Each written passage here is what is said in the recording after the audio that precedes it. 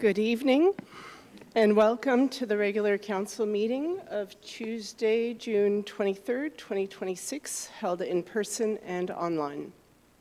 I note that quorum has been reached and declare the meeting open. Please be advised that this meeting is being recorded and broadcast live. While I will provide my opening remarks in English, you are welcome to address me in French or English, and I will respond in the language of your choice. If at any point you would like a response translated, simply raise your hand. Veuillez noter que cette séance est enregistrée et diffusée en direct. Bien que je fasse mes remarques d'ouverture en anglais, vous êtes invité à vous adresser à moi en français ou en anglais et je vous répondrai dans la langue de votre choix. Si à un moment donné vous souhaitez qu'une réponse soit traduite, il vous suffira de lever la main. I want to begin this evening by congratulating the graduating class of 2026 at Westwood Senior High School, and in particular this year's Environmental Award winner, Lana Guerrero. For the past 3 years, the town has recognized the student who submits the best environmental project. Lana's essay, Cut Your Habits, Not Your Habitat, proposes an education campaign encouraging Hudson residents to protect biodiversity on their own properties by reducing mowing, eliminating chemical use, and giving space back to native plants. It is practical, ambitious, and exactly the kind of locally rooted thinking we want to encourage. We are proud to recognize it. This evening, we are tabling the audited financial statements for the year ending December 31st of 2025, along with my mayor's report on the highlights as required under the Cities and Towns Act.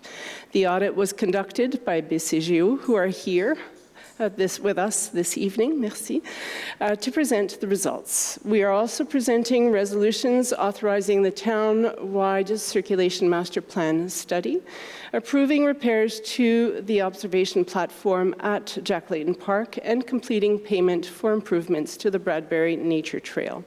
Additional resolutions cover logistics support for Fierté Hudson Pride on July 25th and a letter of support for Hudson Village Theatre, so application to the Build Community Strong Fund for their expansion project. On the financing front, I am pleased to report that the long-term financing for the Sandy Beach project under bylaw 782-2025 was secured on favorable terms, better than anticipated. The loan of $5,281,000 was issued on June 12th of 2026 at a rate of 3% for the years 2027 and 2028, and 3.5% for 2029 through to 2031, to be refinanced in June of 2031 and due in full in June of 2066. As we head into the heart of the summer, a few things to note. Starting tomorrow, kayak and stand-up paddleboard rentals open at Jack Layton Park. Wednesday through Sunday through September 7th, free memberships are available for Hudson residents. Canada Day is held on Wednesday, July 1st, with celebrations at both Benson Park and Jack Layton Park from noon to 11 p.m. There will be shows, entertainment, games, a foam party, fireworks, and much more. The Hudson Village Theatre is holding auditions for this year's pantomime Alice in Wonderland beginning Thursday, June 26th. The production runs December 11th through January 4th of 2027. The Hudson Music Festival runs July 30th through August 2nd with live music at venues across town. Fierté Hudson Pride takes place July 25th at the Alibi Barn on Main Road, an afternoon and evening of celebration open to all. And our Thursday morning rendezvous in the park has moved outdoors to Jack Layton Park for the summer, every Tuesday from 10 until noon. So a note on the Coffee with the Mayor this month. I will not be holding this month's session on this Saturday, as Council will be engaged in a full-day session to complete the second and final module of this mandatory training required by the Ministry of Municipal Affairs and Housing for all elected municipal officials, covering the relationship between elected officials and municipal administration. We will resume Coffee with the Mayor on August 1st. Finally, please note that the town offices and services will be closed tomorrow, Wednesday, June 24th, for the Fête Nationale du Québec. For non-life-threatening emergencies, please contact the Community Patrol at 514-219-5383. Tomorrow is Saint Jean-Baptiste Day, a day that belongs to Quebec's francophone community, marking a shared history, culture, and identity that enriches all of us who call this province home. So bonne fête nationale à toutes et à tous. Canada Day follows next Wednesday, so summer is fully here. So now let's move on with the remainder of this evening's agenda. I will begin with item number 1, adoption of the agenda. So I will need a mover to my left, Reed Thompson, seconded to my right by Andrew Dumas, that the agenda of the regular council meeting of June 23rd, 2026 be and hereby adopted as submitted. En français. Alors, il est proposé par M. conseiller Thompson et appuyé par conseiller Dumas que l'ordre du jour de la séance ordinaire du Conseil du 23 juin 2026 soit adopté tel que soumis. Merci. Are there any objections to this resolution? Please raise your hands. There are none. It is carried unanimously.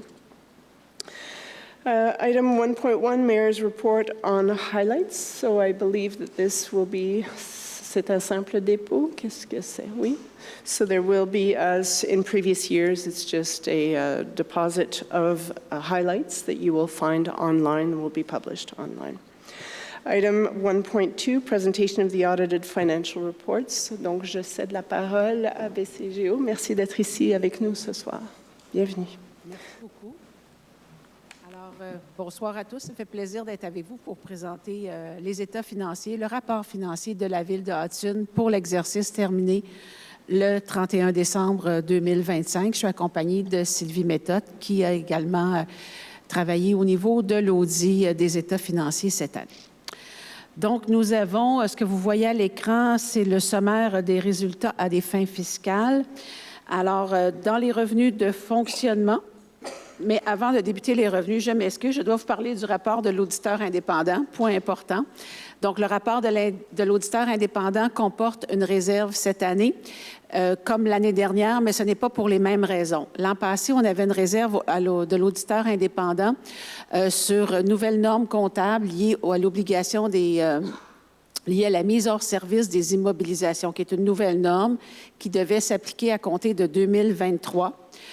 Comme plusieurs municipalités au Québec, je vous dirais peut-être tout près de 70% des municipalités, la Ville de Hudson n'avait pas eu le temps de se conformer à cette nouvelle norme. Ils l'ont fait au cours de l'année 2025. Cependant, il y a eu l'acquisition de 2 nouveaux terrains au cours de l'année et les études relatives à l'obligation liée à la mise hors service de ces 2 terrains n'ont pas eu le temps d'être effectuées avant le 31 décembre. Donc, cette année, la réserve porte également sur cette obligation liée à la mise hors service, mais concerne de nouvelles immobilisations qui n'étaient pas là dans les années précédentes. Alors, c'est le point que je voulais mentionner avant d'aller d'emblée dans le rapport financier. Alors, comme vous le voyez à l'écran, nous avons les données financières. Donc, au niveau du budget, dans la première colonne à gauche et la deuxième colonne, vous avez les réalisations. Donc, on va se concentrer sur ces 2 colonnes. Donc, on va vous expliquer les principaux écarts entre le budget et le réel. Il est évident que dans une ville comme Hudson, la charte comptable comporte énormément de postes comptables. Il y a beaucoup d'écarts, donc je vais me limiter aux écarts les plus importants. Je ne veux pas non plus prendre tout le temps là, de votre réunion pour la présentation détaillée du rapport financier. Alors, je reviens avec mes revenus de fonctionnement. Donc, on avait un budget de 10 687 000. Si vous permettez aussi, je vais arrondir les chiffres pour simplifier la présentation. Nous avions au réel 19 453 000, alors environ 1,8 million de plus que le budget. On va voir les détails tantôt, mais je vous dis tout de suite qu'une grande part de cette augmentation-là est liée aux droits de mutation payés par les nouveaux arrivants, donc ce qu'on appelle la taxe de bienvenue. Vous avez ensuite les revenus d'investissement au montant de 1 598 000 qui sont constitués principalement de subventions. On va voir également le détail tantôt. Alors, pour le total des revenus, nous avons 21 051 000. Dans les charges, ce sont les dépenses. Alors, on voit au réel que nous avons 17 873 000. C'est un écart d'environ 1,6 million avec le budget. Cependant, j'attire votre attention sur la ligne 8 de cette page où on voit l'amortissement. L'amortissement, c'est l'écriture que l'on fait à chaque année pour reconnaître la dépréciation des immobilisations. Alors, au budget, elle n'était pas là, cette dépense. Donc, si au réel, on enlève la dépense de peu plus de 2 millions pour l'amortissement, en réalité, au niveau du budget, si on compare avec le réel, on a 450 000 de moins de charges cette année. Donc, ce qui nous laisse un excédent lié aux activités de 3 177 000. On vient exclure les revenus d'investissement parce que ce sont des revenus qui sont associés à des projets d'immobilisation qui ne font pas partie du budget courant de la Ville, ce qui nous laisse donc un excédent de l'exercice de fonctionnement de 1 579 000. On vient ensuite faire la conciliation à des fins fiscales afin de retrouver le surplus de l'exercice qui va servir aux fins de l'établissement de la taxation et d'autres analyses au niveau des revenus de la municipalité, de la Ville. Donc, au niveau de l'amortissement, on a 2 087 000, comme je le mentionnais tantôt. Le remboursement de la dette à long terme, on vient en tenir compte ici parce qu'on doit taxer pour aller chercher les sommes nécessaires au remboursement de la dette. Donc, 1 301 000.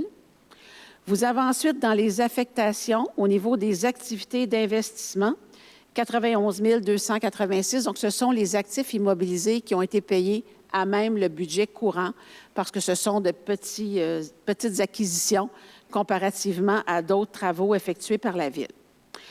On a ensuite les opérations à même l'excédent accumulé, qui est un moins 28 000. Alors, ce qu'on retrouve ici, ce sont tous les mouvements liés au surplus ou au fonds de roulement ou d'autres avoirs de la Ville.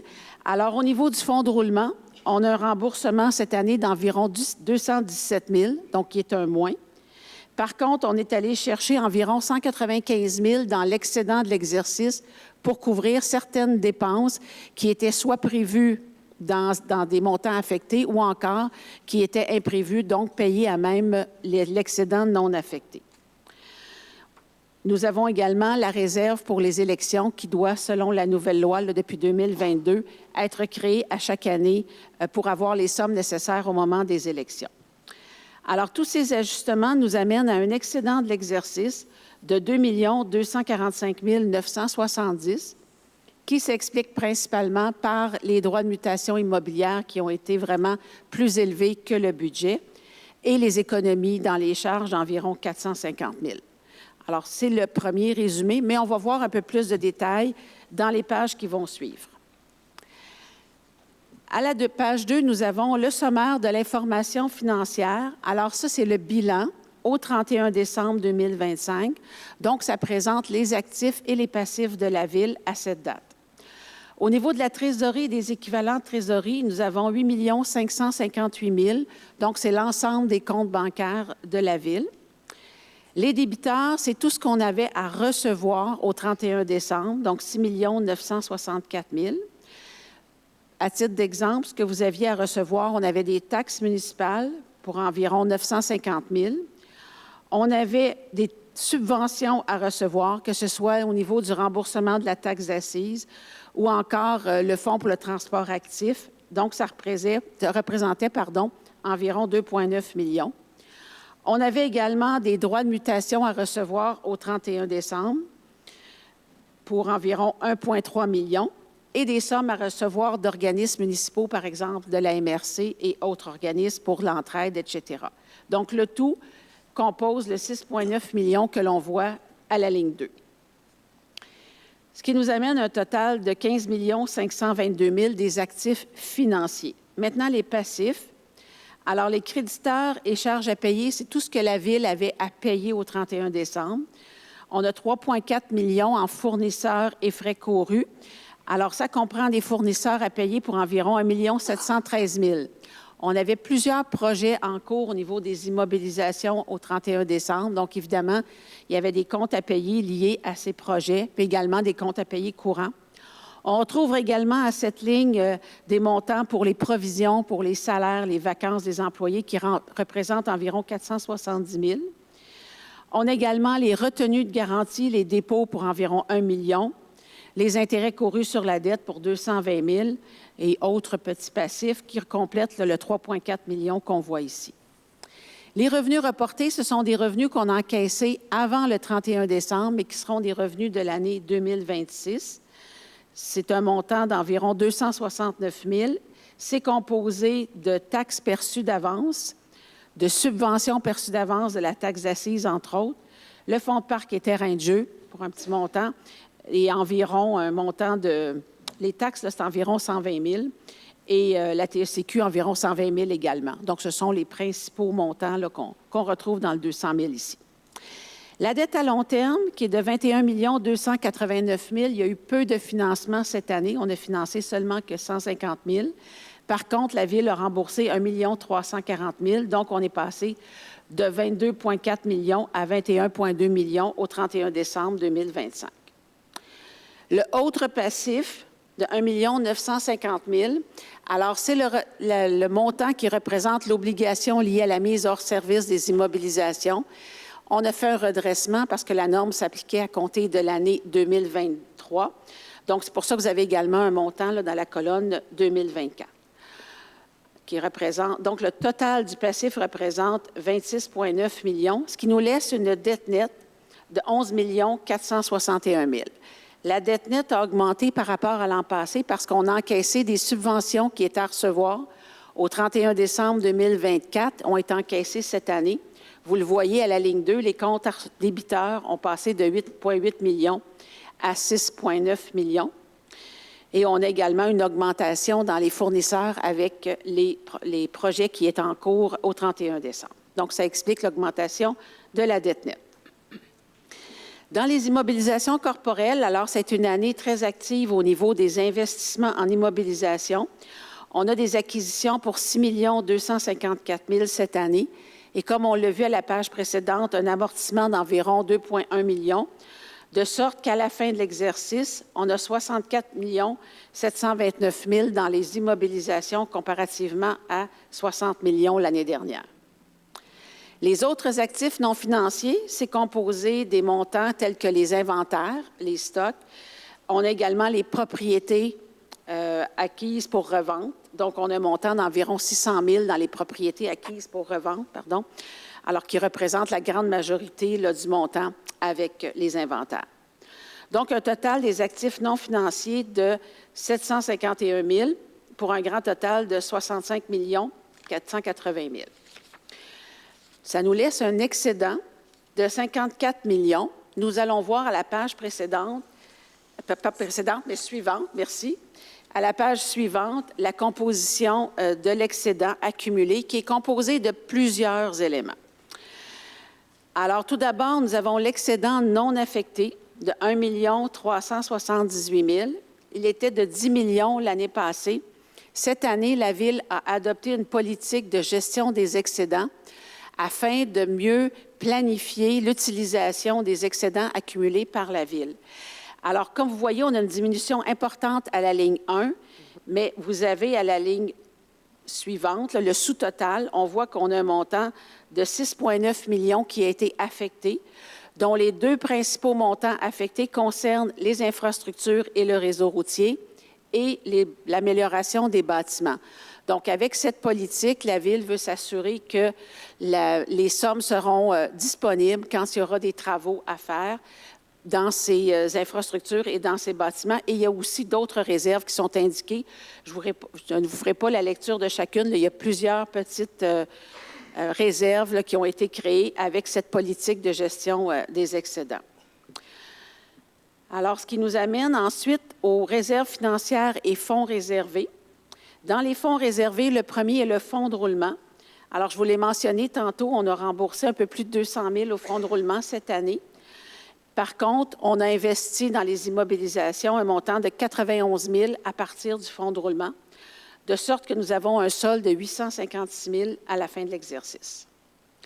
Les soldes disponibles de règlements d'emprunt, ça n'a pas bougé. Donc, c'est quand on finance des règlements pour un montant un peu plus que nécessaire. Donc, cette somme-là devra être utilisée pour rembourser la dette au moment du refinancement. Donc, on a un montant de 307 459. Le fonds réservé lié aux dépenses d'une élection, donc on l'a augmenté de 6 500, comme on l'a vu tantôt à la page des résultats. Au niveau du fonds de stationnement, il n'y a pas de changement cette année, il est toujours à 24 000. Le financement des investissements en cours, ça représente les revenus d'investissement moins les dépenses d'investissement pour des projets qui ne sont pas terminés au 31 décembre. Alors, on avait 68 000 de dépenses qui n'étaient pas financées ou pourvues de financement au 31 décembre dans les projets en cours. Les investissements nets dans les immobilisations et autres actifs, donc ça représente les immobilisations moins la dette. On a un montant de 44,5 millions cette année. On avait 38,5 l'année passée. Donc, on a tout près de 6 millions d'augmentation, ce qui est un très bon indicateur.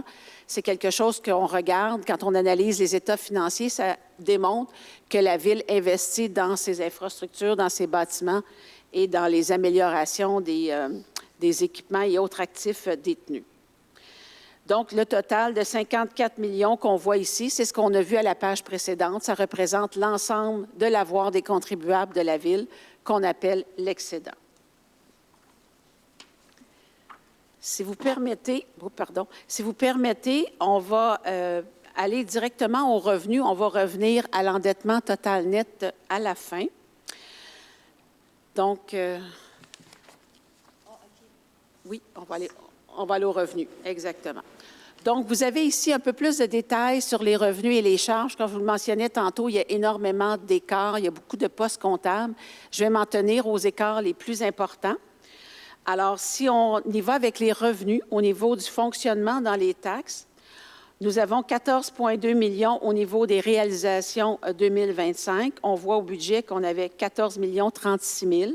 Alors, l'augmentation de 174 000 est représentée par les mises à jour de l'année, les améliorations qui ont été taxées. Les compensations tenant lieu de taxes, donc ce que les gouvernements paient pour les locaux qu'ils détiennent dans votre ville. Alors, on a entre autres les écoles, le bureau de poste. On a eu 11 000 de moins que le budget, donc 189 000. Les revenus de transfert, 729 164, donc on a 225 000 environ de plus que le budget. C'est principalement lié au montant reçu pour les mesures d'urgence. Donc, on a environ 165 000 de plus. On a un peu plus également dans le fonds de voirie de la MRC et les redevances des matières résiduelles. Dans les services rendus par la Ville à des tiers ou à des municipalités, on a un montant de 345 000. On avait 285 000 au budget. Donc, on a un montant additionnel. C'est surtout au niveau de l'entraide incendie et au niveau des revenus de loisirs. L'imposition de droits, amendes, pénalités, 3 346 660, je vous l'ai mentionné au début, ce sont les droits de mutation immobilière qui créent l'écart principalement. On a 1 479 000 de revenus de mutation immobilière de plus que le budget. C'est un poste qui est extrêmement difficile à prévoir parce qu'évidemment, on ne peut prévoir les ventes de résidences au cours de l'année. Et comme les prix des résidences ont beaucoup augmenté dans les dernières années, mais l'impact est souvent assez significatif. Dans les autres revenus, 631 367, donc on a un peu moins que le budget. On avait anticipé un peu plus de revenus d'intérêt. Comme vous le savez, les taux d'intérêt ont diminué au cours de l'année. Donc, entre autres, ceci a eu une incidence là, sur les revenus. Donc, un total de 19 453 000, ce qui nous amène au détail des revenus d'investissement qu'on a vus tantôt, mais qui sont considérés à part parce qu'ils font partie des projets d'investissement. On a des revenus de transfert pour 1 555 000. Alors, c'est la subvention pour le transport actif, c'est pour le Lakeview, pour les travaux d'amélioration au niveau de Lakeview. Et on a également d'autres subventions pour le fonds de sécurité routière. Vous avez dans le autre, ce sont les dons de terrain qui sont comptabilisés ici, 42 800. Donc, le total est de 21 millions si on inclut les revenus d'investissement aux revenus de fonctionnement. La page suivante, on va encore se concentrer sur les deux premières colonnes. Est-ce que c'est correct? D'accord. Est-ce que c'est assez clair? Oui. Alors, ici, c'est l'analyse des charges. Alors, il y a énormément, encore là, de postes. On va y aller avec les plus grands écarts. Dans l'administration générale, 2 934 175, donc on a environ 550 000 de moins que le budget. Au niveau de l'administration générale, on avait prévu des projets spéciaux et des budgets d'honoraires professionnels qui ne sont pas réalisés au cours de l'année. On a également moins de charges au niveau du greffe. Par contre, un petit peu plus de charges au niveau du Conseil et de la gestion du personnel. Alors, ce sont les principaux écarts. Au niveau de la police, 1 423 000 au réel, 1 700 000 au budget. Alors, c'est la ristourne de la Sûreté du Québec qui est reçue. Le montant est toujours connu l'année suivante, donc qu'évidemment, ce n'est pas budgété. Alors, l'écart est expliqué par cette ristourne. Au niveau de la sécurité incendie, 1 132 739. Alors, on a moins que le budget pour environ 268 000. On a un écart favorable au niveau des premiers répondants. Alors, les salaires, l'entretien, les fournitures médicales pour environ 77 000. Également, au niveau des pompiers, environ 191 000 de moins dans les salaires et les services professionnels.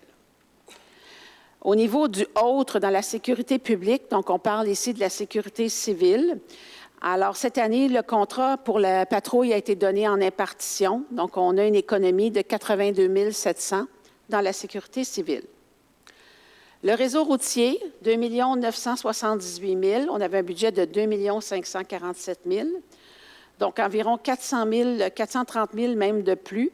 C'est au niveau de la voirie municipale, les salaires, les honoraires professionnels, l'entretien.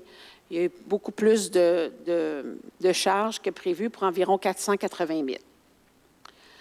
On a par contre des économies au niveau de la circulation et l'éclairage des rues pour environ, les deux ensemble, 45 000. Le transport collectif, c'est une quote-part, c'est très près du budget, donc 351 111. Dans l'eau et égouts, pour l'hygiène du milieu, 1 370 141. Donc, on a environ 127 000 de plus que le budget. C'est au niveau des réseaux d'égouts, principalement, où on a eu environ 140 000 de plus que les dépenses budgétées en entretien. Dans les autres postes, on a plutôt des économies là, au niveau du réseau d'aqueduc et du traitement des eaux. Matières résiduelles, donc 898 877, on a une économie d'environ 133 000. C'est au niveau des ordures, au niveau contrat, bac, etc., on a environ 61 000. Et au niveau des matières organiques, les résidus verts, on a également une économie d'environ 66 000. Dans le autre, en montant de 255 000, on a une économie globale d'environ 22 000 et c'est lié principalement à l'entretien des cours d'eau. Ce budget-là est fourni à la base par la MRC et c'est selon les travaux effectués au cours de l'année que les travaux sont facturés, donc réalisés. Vous avez ensuite santé et bien-être, 148 214, donc on a un montant additionnel. C'est relié à la contribution à Toi d'abord pour l'exercice, qui est du logement social. Aménagement, urbanisme et zonage, alors 1 162 000, on avait 992 au budget. Les montants additionnels sont liés aux salaires pour environ 80 000 et aux honoraires professionnels pour environ 60 000. Également, un peu plus d'entretien cette année. Promotion et développement économique, 114 911. On a un peu moins que le budget, c'est dans les services professionnels. Et il y a des quotes-parts aussi dans ce poste-là. Loisirs et culture, donc on a un dépassement par rapport au budget. On avait 2 032 000 au réel, 1 894 000 au budget. C'est surtout au niveau du centre communautaire où on a eu des dépenses additionnelles, donc en salaire, en entretien principalement. Pour ce qui est des patinoires, piscines et parcs et terrains de jeu, on a des économies au niveau des salaires dans ces 3 rubriques spécifiques. Et également, au niveau des activités culturelles, on a également des économies. Mais l'écart, le dépassement est lié à tout ce qui est lié au centre communautaire. Les frais de financement, Donc, on a un montant de 835 000, environ 63 000 de moins que le budget, et ce sont les intérêts sur la dette à long terme qui ont été moins élevés que le montant budgété. Alors, tout ça nous amène à un total des charges de 15 785 000. Comme vous le voyez, on a environ 456 000 de moins par rapport au budget de 16,2 millions. Si on ajoute l'amortissement, on a des dépenses totales de 17,8 millions. On va revenir à l'endettement. Alors, comme c'est un peu en dehors des états financiers, c'est une statistique que le ministère nous demande de calculer dans le rapport financier. Alors, l'endettement de la municipalité, il est de 23 millions cette année par rapport à 21 millions l'année passée. L'augmentation s'explique par tous les projets qui étaient en cours au 31 décembre. Donc, évidemment, on n'avait pas de nouvelles dettes, mais il y avait plusieurs projets qui étaient en cours à la fin de l'exercice et qui seront éventuellement à financer d'une façon ou d'une autre là, dans les années futures. Alors, c'est ce qui explique l'augmentation. Si on vient ajouter à l'endettement de la Ville les quotes-parts de la dette des organismes auxquels la Ville participe. Par exemple, on pense à la MRC Vaudreuil-Soulanges, la CMM, la RTM, EXO pour le transport collectif. On vient ajouter un montant de sorte qu'on se retrouve à 25 504 000. Le calcul que l'on doit faire pour l'endettement total net, c'est de comparer ce total-là à la richesse foncière uniformisée de la Ville. Donc, si on fait cet exercice-là, le taux d'endettement cette année, il est de 1,14 $, du 100 $ de richesse foncière uniformisée. L'an passé, il était de 1,04 $. Donc, on a augmenté de 10 sous par rapport à l'année passée. Si vous voulez vous comparer à des villes de même taille, le taux, évidemment, le taux 2025 n'est pas calculé. Cette donnée-là va être connue à la suite du dépôt de tous les rapports financiers à l'automne 2026. Nous avons, par contre, la statistique de 2024. Le taux était de 1,36 $ du 100 $ d'évaluation. Donc, si on vous compare, vous avez 22 sous de moins que la moyenne des villes de même taille. Toujours concernant la dette, vous avez ensuite la répartition de la dette de la Ville par catégorie de payeurs. Alors, dans les coffres de la Ville, il y a déjà un montant de 18 000 qui est accumulé pour le remboursement de la dette à long terme. La dette à l'ensemble de la Ville, elle est de 16 333 000. La dette à la charge d'une partie, donc ce qu'on appelle la dette de secteur, elle est de 4 464 000. Et le gouvernement du Québec, via le remboursement de la taxe d'assises sur l'essence, on a une dette qui est assumée par le gouvernement du Québec de 595 000 pour un total de 21,4 millions, comme vous le voyez dans le bilan qu'on a vu tantôt. Merci beaucoup. Très complet. Est-ce qu'on avait prévu une période de questions pour... Oui, d'accord. Donc, s'il y a des personnes, if there are people online or in the room who are interested in asking questions from Madame Poirier, please come to the microphone or raise your hand in line and we will go back. Benoît, si tu veux pas? Non, tu n'as pas de questions. Ils vont être en ligne. When will we be posting? So, by the end of the week. Si jamais tu as des questions, tu peux me les envoyer, puis je ferai le suivi. Donc, merci beaucoup, mesdames. On vous libère. Toujours très intéressant de vous avoir. Puis merci encore de continuer à travailler avec nous. Je sais que c'est... Au moins, on a rattrapé l'échéancier. Hein? On est revenu sur un échéancier plus normal. Merci à Karine et à toute l'équipe aussi d'avoir fait cet excellent travail et de nous avoir ramenés... au moins à l'heure, juste. Et puis, espérons que l'an prochain, on aura une lettre de recommandation qui sera sans réserve. Donc, voilà. Merci beaucoup. Et puis, je en profite pour vous souhaiter un bon été, des bonnes vacances à tous. Merci à vous. Merci.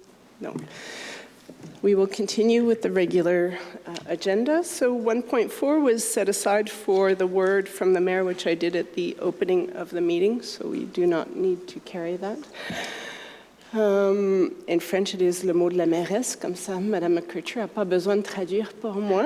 On va passer tout de suite à la section 2, so section 2, confirmation of minutes. Item 2.1, confirmation of minutes, whereas This resolution is that the minutes of council meeting held on May 26 of 2026 be and are hereby approved as submitted en français. Alors que le procès verbal de la séance ordinaire du 26 mai 2026 soit approuvé par les présentes tel que soumis. Merci. Do I have a mover to my right? Robert Johnson. To my left, Reed Thompson. Are there any objections with this resolution? Please raise your hand. There are none. It is adopted unanimously. So I will now open the first question period, and again, online or in person. There are 9 people participating online, and the room is decently full. I have a sense on what the topic is, and I'm wondering, because it's something that we usually would cover towards the end of the meeting, is it going to feel very long to you? Did you want to stand up maybe and present what you are here for? This is the question period, so you'd have to come to the microphone so that the people online can hear you, and then I see there's also a person online who's raised their hand. Good evening. Good evening. My name is Maggie Siegel, and I'm here on behalf of the seniors residing in the manoir, as well as other seniors in Hudson. Let me make this perfectly clear. We at the manoir love living in Hudson. It's a great place to spend the rest of our lives in. These are our golden years. But we seniors ask ourselves, why are we not catered to? These, ladies and gentlemen, are the following concerns of which we truly hope to reach a possible solution tonight or as quickly as possible. Number 1, accessibility is not always available at many shops, restaurants, and business establishments for a large number of us seniors. One being no railings or ramps to enter these establishments, railings being paramount. For example, Furley's, the Bistro, the new wool shop, just as an example. We have a petition of over 200 signatures, which we gave over to our district councillor, Matthew Stenberg, yesterday. 2, Spot. Why is Spot located downstairs, only accessible via a steep, long staircase? It's crazy. So, we feel deprived, totally deprived, that we can't partake in these activities that Spot offers. Let me point this out. All seniors matter. 3, we would love to see a bench on Main Road on the side of Sauve's, between Sauve's and the community pool. Then you might ask why. Well, for me, example, it's a long walk to the community pool. I'd like to take part in the aqua fitness. I need a break, so a bench would be great. Then, a crosswalk would be so appreciated and really needed on Main Road, corner McNaughton. It's dangerous crossing the street. Do you really want to ask us to schlep ourselves all the way to Cameron, cross the street to go all the way to Sauve? I mean, it's crazy. So we need that crosswalk. And lastly, a shuttle bus would be really appreciated, let's say once a week, to take us from the manoir to IGA, maybe alternatively going to Walmart or Fairview, of course, sponsored by the merchants. Thank you for letting me be the senior's voice, and thank you. That's it. Well done. I feel that you need an applause. You did really well. Very entertaining and very complete, and there are many things that you raised that I had never thought about. I obviously had thought about the accessibility to our existing buildings, not only the commercial spaces, but also the municipal buildings. But I think the addition of a bench makes a lot of sense in places or trajectories that you frequently take. In terms of the shuttle bus, I hope that you will take active participation in the process of the revision of the seniors policy, because this is where these types of recommendations really come in handy as the town looks to revise its policy, but also its action plan. These then become sort of the tasks or the marching orders of things that the community is asking the town to invest in and will get implemented over the next 3 to 5 years. So I think those are really great places to be. I have heard about the petition. We will be receiving it at the next caucus, which will be in about 3 weeks. And then we will officially table it at the next council meeting. So that will be at the end of July. So it will be on record. And it will certainly inform, I think, the revision of the seniors policy.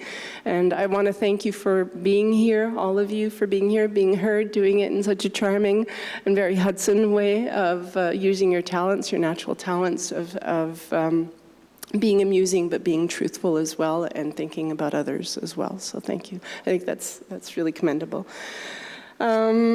Is there anything else? I mean, you are the president of the EDC, and when you hear that, and surveys and so on, what does that make you think? Does it open up your mind and your eyes in a way that maybe you hadn't really thought about, and how would you bring that to the EDC? It definitely does, and I think I would take it to the EDC and make sure that... EDC is the Economic Development Committee that was just recently put together, right. And Andrew Duma, being a merchant himself, is now the chair of that committee, so please go. So yeah, I would definitely bring it back to them to see how we can get other businesses to be encouraged to put in ramps, railings, all that kind of needs. To become aware, I think, as well. Yeah. Because we may not always, there might not be space to do it, or it might be a little bit awkward, but I think at least to be thinking about how can we make it more accessible. I see someone with une marchette in English. Yep. A walker. A walker, okay. Thank you. It's hard sometimes. Once you get into the commerce with a walker, there's no more room for you to circulate. So maybe even if there's main alleys for you to have. Same with parents on strollers. It's often the problem, right? They can't even get into the store. You'll often see one parent who's outside with the child, sometimes with the dog, while one parent goes in with the toddler and so on. But maybe we can be thinking differently so that everybody has equal. With regards to why is the spot held in the basement, I think it's just consistency of availability of the space. This part of the space is usually for more the active sports and fitness events, and sometimes when they overlap in terms of timing, it just means that the spot can be on a regular. I think it's been about 10 years now that we've been looking at different subsidies to put in place, and I see Liz standing at the back. Liz may already have been looking at this since way before we were here, but having an elevator put in order to have an direct access to the basement. Yeah, you have to come back to the microphone, otherwise people online won't hear you. Just a point of information, as far as furleys and railing, actually the work has been ordered, and so there'll be a new steps and railings are going to be installed in the next few weeks. So. See, you should come back every month. Come back every month, and things will magically happen. A point of... In the microphone. Sorry. Thank you. Perhaps the Manoir's gym would be a good idea for spot activities. Just putting it out there. So then we have to make sure that those spaces are easily, walk in, walk out. And right now I think that the door is how do you say, controlled? Yeah, but that's not a problem. Okay, that's something maybe the town can look into, because we are short on spaces, especially in the summer when the day camp is running. So that's a really great idea. Thank you very much. So I believe that covers the points that you raised. There is Elizabeth Kennel or Bob Kennel online. If you wanted to speak or ask your question, please go ahead. No, I just have a comment regarding, can you hear me? Yes, very well. Thank you. I have a comment regarding our permit. I felt like I had won the lottery on Monday when I got the news that we have our permit for our addition. We will be able to age in place, as they say, staying in the house we bought way back in 1980. It only took 3 months, not the 4 to 6 weeks we were told initially. Well, I still am unaware or unclear as to how the process works. I do know that we probably wouldn't have it today without the intervention of Melissa Francis and the return of Félix Langevin. While ever respectful of our bylaws, they thoughtfully considered our request without further ensuing delay. I think they should be recognized. I would be remiss not to also mention Karen Simmons and Katinka Rubin, each of whom tried to help but felt powerless. We were often confused by the consultant working on our permit application, often felt dismissed, even disrespected at times. It was far from a collaborative approach, to say the least. Not only was it stressful for us, given the investment we had already made in our architect and an updated survey or implantation plan, but many local contractors and suppliers were having to wait. This isn't good for our local businesses, as you know. The permit process, I feel, needs to be more transparent at the very least. Thank you. Thank you so much for your kind and generous words. Yes, we're very fortunate to have that group, Melissa Francis, and certainly at the reception, Katinka. And I know I've forgotten a few. You named at least 4. I didn't. Oh, Felix. Yes, Felix has been great. And it's not the first year we've been dealing with that consultant, the external sort of assistant, as we are short-staffed in that urban planning department. It hasn't always been great. We keep trying to sort of keep the better staff, but as we train them, I think they sort of go to other municipalities, and then the town is obliged to train another one of their staff and so on. But hopefully that will improve. Thank you for bringing that up. Of course, the merchants have let us know as well that they are struggling through these long wait periods, these long processing periods. I know that I've said this at least 4 years in the past. I feel now I'm repeating myself for the 5th time, but we do expect that services will improve in the urban planning department, and that these are difficult times that will get better. So if we can all sort of just tighten our elbows together and help each other out as best as possible and be patient. So the best is be prepared, come to the town early, be very clear about what it is that you're looking to get done, which I'm sure you were, Elizabeth, but sometimes some people just presume that a permit should be something that you walk into town hall and put it down on a piece of paper and you will get your permit as you step out.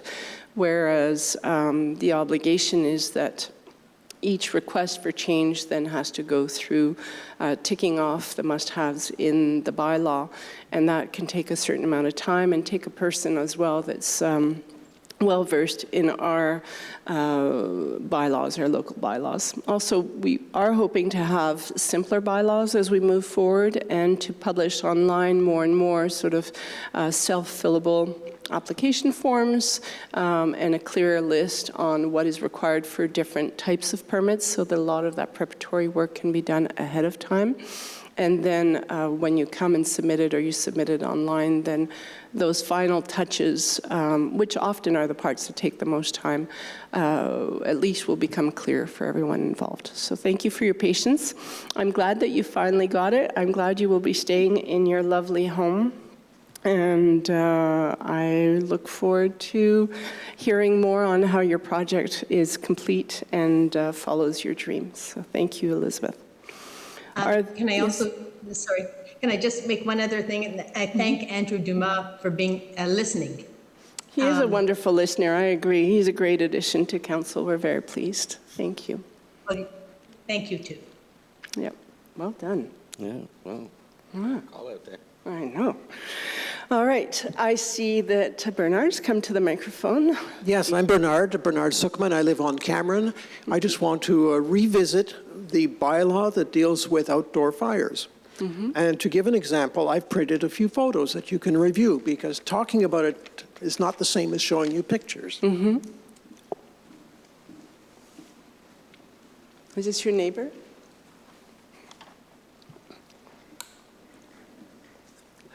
Yes, that's the neighbor. I will pass. And when he has a fire, he has it just on the edge of his property, which is divided from my property, but the smoke will rise 20, 30, 50 feet in the air. A lot of it comes into my backyard. Is he burning leaves? I'm sorry? What is he burning or she burning? It's mostly branches. Branches. I would say branches, but often it's not really dried, so it does produce a lot of smoke. It means I can't use my backyard during that time. And also, it will happen at times when the town offices are closed. And while the bylaws suggest we could call an official of the town, it doesn't suggest who that might be. And if it was the community patrol, they would have to know about the bylaw, and I'm not sure that they would. And actually, I'm not sure the neighbor cares about the bylaw. So I guess what I would like is that someone from the town explain the bylaw to this person. They can show the pictures. It smokes up his yard also, and neighboring yards, not just mine. So that's my comment. I have made it before, but this time I have pictures to demonstrate Illustrations. what we have to go through. Okay, that's all. To our Director General, Vanessa Roach, what would be the best channel in this instant, and who should members of the community contact if this happens on the weekend or in evenings? The best recourse to take immediately when such a situation is happening is our municipal patrol. So they are mandated in the municipal powers to be able to visit the property and to attend to the situation immediately. Waiting for it afterwards is a bit difficult to manage, but if that does not work, I believe come into town hall and we need to have it in writing specifically, so you can come and visit us and see us, and we will address this with you directly so that we can attend to it. So this is what I'm hearing, Bernard. If you take those photos, does he need to make an appointment, or he just shows up and someone will take it down? No, absolutely. You can just come to the town hall and the reception will receive you with this. So Thursday morning, first thing, you take the photos, you come to town hall, and you lodge basically a complaint. And after that, the town takes it into their hands and will follow through. Not a problem. All right, thank you. Another good thing done. Are there any questions online before I move to another person in the room? There are none. Please come ahead. Hi, I'm Joanne Sheehy from... You have to speak in the microphone like I do. I know it's annoying it's okay. to hear your no voice. worries. I'm from 32 Mayfair. I represent yes, the residents of Hudson Valley and Austinville. This lady came to the last coffee with the mayor. So exactly. We were three amongst... thank you. We want to review the request we did. En français. No, I'm fine. No? I'm fine. No. We really want to review the request for permanent speed bumps on Mayfair Street. We have a lot of concerns with regards to the circulation, the safety of everyone on our street. We've expressed on numerous occasions amongst different neighbors, and we did go around to have a petition signed, and to our surprise, everyone had a story. Some people, they don't even go get their mail without their car anymore because it's not safe. I know that we have a lot more people living on the street. There's young families, there's children, and we did have speed bumps last year, and recently, even when I did meet you at the city, at the coffee meeting, they weren't there, but then we did get them, but they're very close by, and they really don't meet the objective of having someone slow down. People just drive rapidly over them. They really had no impact on the safety and the traffic on the street. And we don't have identified really anyone in particular, whether it be the gardeners, the local people, the DICOM, FedEx. It's not really like a residential street. I think we're safer on Main than we are on our street. So Because Giovanna, of the sidewalks, you figure? pardon? Because of the sidewalks or just There's no maintenance? sidewalks and there's no, No, but is that why you feel safer on yes, Main? because of the sidewalks, for sure, for sure. Yeah. And some people do have like a little bit of room, but others don't. There's like, The shoulder isn't wide enough. no. You have to be in the grass. No. I know that this has been brought up previously by Joanne Nero. I believe at the time, way back, even last year, there has been discussions. And we did submit different requests, but we're wondering how we can resolve this. You know, we're like 70... Is that the petition in your hands? Is Yes, that I what you have it with over 75 signatures. Okay, excellent. And of course, we didn't reach out to everyone, but to our You want to surprise... submit that to our town clerk? Sure. Interim town, what are you? Interim town clerk? Vous êtes qui? C'est quoi votre titre? Susan McKercher. Thank you. Because then it goes into our town files and it serves as, it's on record. How was that? Did you want to speak to this? Yeah, sure. So my name is Reed Thompson. I'm the president of the Circulation Committee this term. I was also on the Circulation Committee last term. We've discussed Mayfair a few times. It has come up. We've done multiple studies, and basically the way that studies work is that we'll put out radar signs, the ones that show numbers, and there's also hidden ones that get put on the street as well. And those are put there for about a 3-week period to measure the speeds of all the drivers that go by. The data is then pulled and compiled, and it's basically what we do is we'll pull the average speed that is traveled on the street. The last 2 studies that we have done have indicated that the average speed being traveled on Mayfair is 40 kilometers an hour, which is the speed limit of the town. We do know that there are a few people in the neighborhood who actively speed.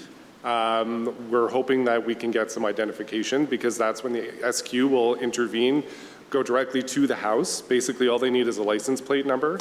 They'll go to the house and they will speak with the owners of the vehicles in question. Usually what happens in this case, it's kids who are borrowing their parents' cars and they're just driving around. Once it's made clear to the parents that their kids are speeding, the issue is resolved fairly quickly. We do keep the temporary speed bumps in place, absolutely, because we know that it's a straightaway for sure. But as of now, all the data that we're gathering from the analysis that have been done, and there have been at least 2, is indicating that there isn't much of a speeding problem on the street. So that's where this is where the challenge and the disconnect is kind of coming from right now. Interrupt you. Yeah, sorry. Sorry. My name is Giovanna Tamburo. I live at 33 Mayfair. For me, the speeding is excessive. It is not the children, it is adults. I walk at 7 o'clock in the morning. I try to just do with my hand, slow down, because they're going excessively fast. This is a 40-kilometer street. I could see on the street itself that we used to have like painted 40 kilometers, and that hasn't been done 6 years I've been living there.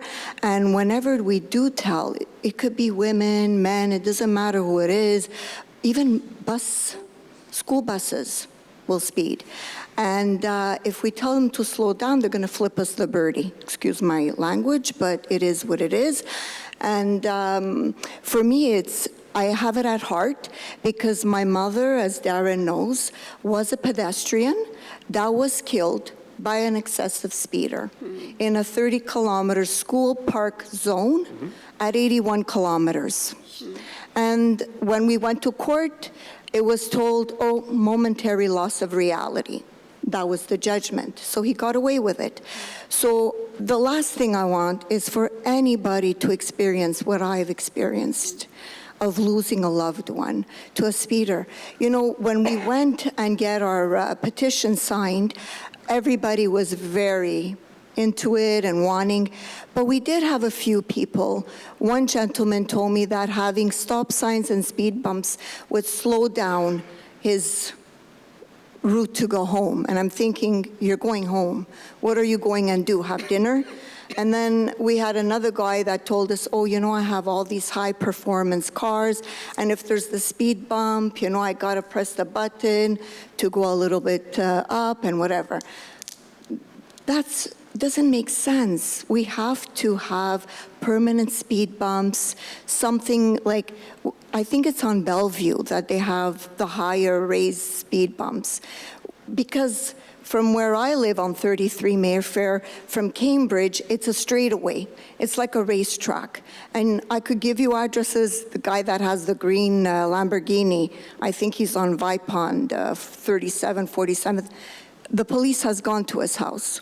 Hasn't changed anything. He still speeds with his Porsches, and it doesn't mean you have a Porsche that you're speeding. My husband drives a Porsche, and he, you know, is mindful of going 40. But we're not on a racetrack. You know, there are I have my son that lives next door with my 2 grandkids. The bus was stopped. It had the flashing lights. It had the arm out. And as she's getting out the bus, this car just zoomed right past. That's like, I think, $1,000 ticket and 10 demerit points. People don't care.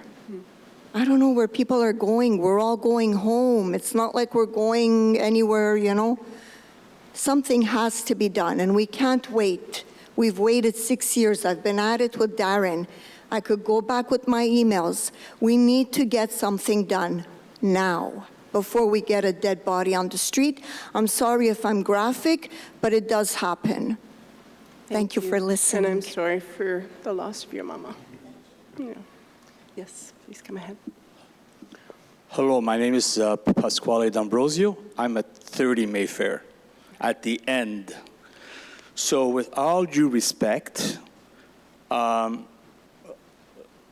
the end, people get fed up and they speed. I went for a run the other night. 2 cars nearly hit me. So the data is okay, probably, but people speed after they see that thing that you have up there showing the speed limit. So we moved to Hudson to have tranquility and peace. And that is not the case, because there are speeders, and the worst are the school buses. If I had one of my kids on one of those, I would be concerned. So it's more of an issue than just saying it. It's a reality. And the reality is that there is no respect for the residences of Cambridge, Mayfair, and people just don't care. So there has to be some form of solution, even if it's not a permanent one in 2026, but move those speed bumps closer to the end so that they know that they can't speed when they reach the end of the street. Because this is very serious. Now, there's a lot more kids, and I see kids on the street cycling, walking, running, and if it was one of my kids, I would be worried. Honestly, I would be worried. So we have an issue, and that issue is very serious, because the people that live at the end, well, that's not our problem. They chose to live at the end. So they got to drive all the way to the end to go to Hartford. Harwood. So at some point, we wish nothing is going to happen. But the other night, there was 2 speeding cars. I only saw 1, but my neighbors saw 2. And the night before, I went for a run. It was about 6:30, and somebody just, an Audi, a black Audi, just slipped me. So that speed limit sign, I would doubt it, because it doesn't say the whole truth. And the truth is with our eyes. Thank you for sharing that. I think you've brought clear reality to your reality. You are right that we deal with a lot of the data, but not with the real effects of what you're speaking of. So walking or jogging or seeing what's happening, we hear more sort of the revving engines or wherever we are. Some of us are on different parts of Maine, but thank you for all of you for bringing that forward to us. It does sink in. We may seem like we're just sitting there nodding our heads. I'm more trying to figure out, so how do we tie that into something that is already on the table?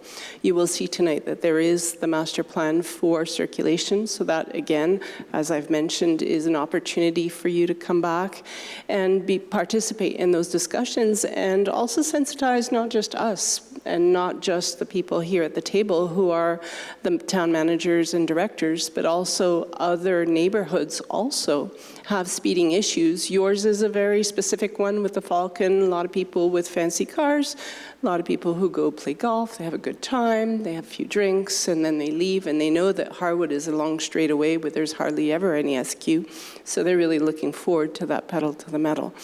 So I thank you. I know this is a really dull thing to do on a Tuesday evening, but we appreciate having an audience, all of you, for being here. And we're not just nodding and saying that we don't care. I'm just more trying to figure out how to tie that into our next step. I think that, yeah, just a short statement. I saw something actually quite interesting on, it was either YouTube or might have been YouTube. Anyway, it had to deal with Amsterdam, and they have sort of a unique approach to traffic calming. So I'll find those links and just pass them on. Sure, I love those things. It's called urban planning, and there's many, many ways of doing it. Unfortunately, that development has already been designed, and it's been designed the way that it has, but there can be, they call them les goulots d'étranglement, so it's like narrowing of the streets are usually very effective. Bollards is another one, humps is another one, but there's many, many sort of redesigning of the streets that can happen as well as speed abatement. So please come ahead. Bonjour. Bonjour. Moi, je reste sur 54 Mayfair. Oui. J'ai juste une question, parce qu'on ne peut pas se promener à pied. À cause de la vitesse. C'est trop dangereux. Oui. Mon autre question, c'est pourquoi Maine est 9 pieds plus large que chez nous, avec des trottoirs de chaque côté? 9 pieds plus large? Oui. En termes de superficie, de surface de roulement des véhicules? Si j'enlève si j'oublie la place où il y a les stationnements. Oui. Des trottoirs de chaque côté, la limite est 30. Chez nous, c'est 40. Je ne la comprends pas. Puis monsieur qui a parlé tantôt du radar que vous avez installé, il était sur mon terrain. C'est juste une belle compétition. Quand ils s'en viennent, il y en a un qui veut prendre la curve à 80, l'autre veut la prendre à 85. Si vous regardez l'année d'avant, vous l'avez installé 4 pieds après un speed bump. Pas fort comme idée. Puis quand ils l'ont mis chez nous, ils ont taqué 102 km. Je pense que là, il y a de quoi faire là. C'est extrêmement dangereux. Merci beaucoup. Merci. Gentil. Hi, my name is Frank Nero, and I live at 33 Mayfair. I just want to address something that the gentleman said. It's Lee Thompson, correct?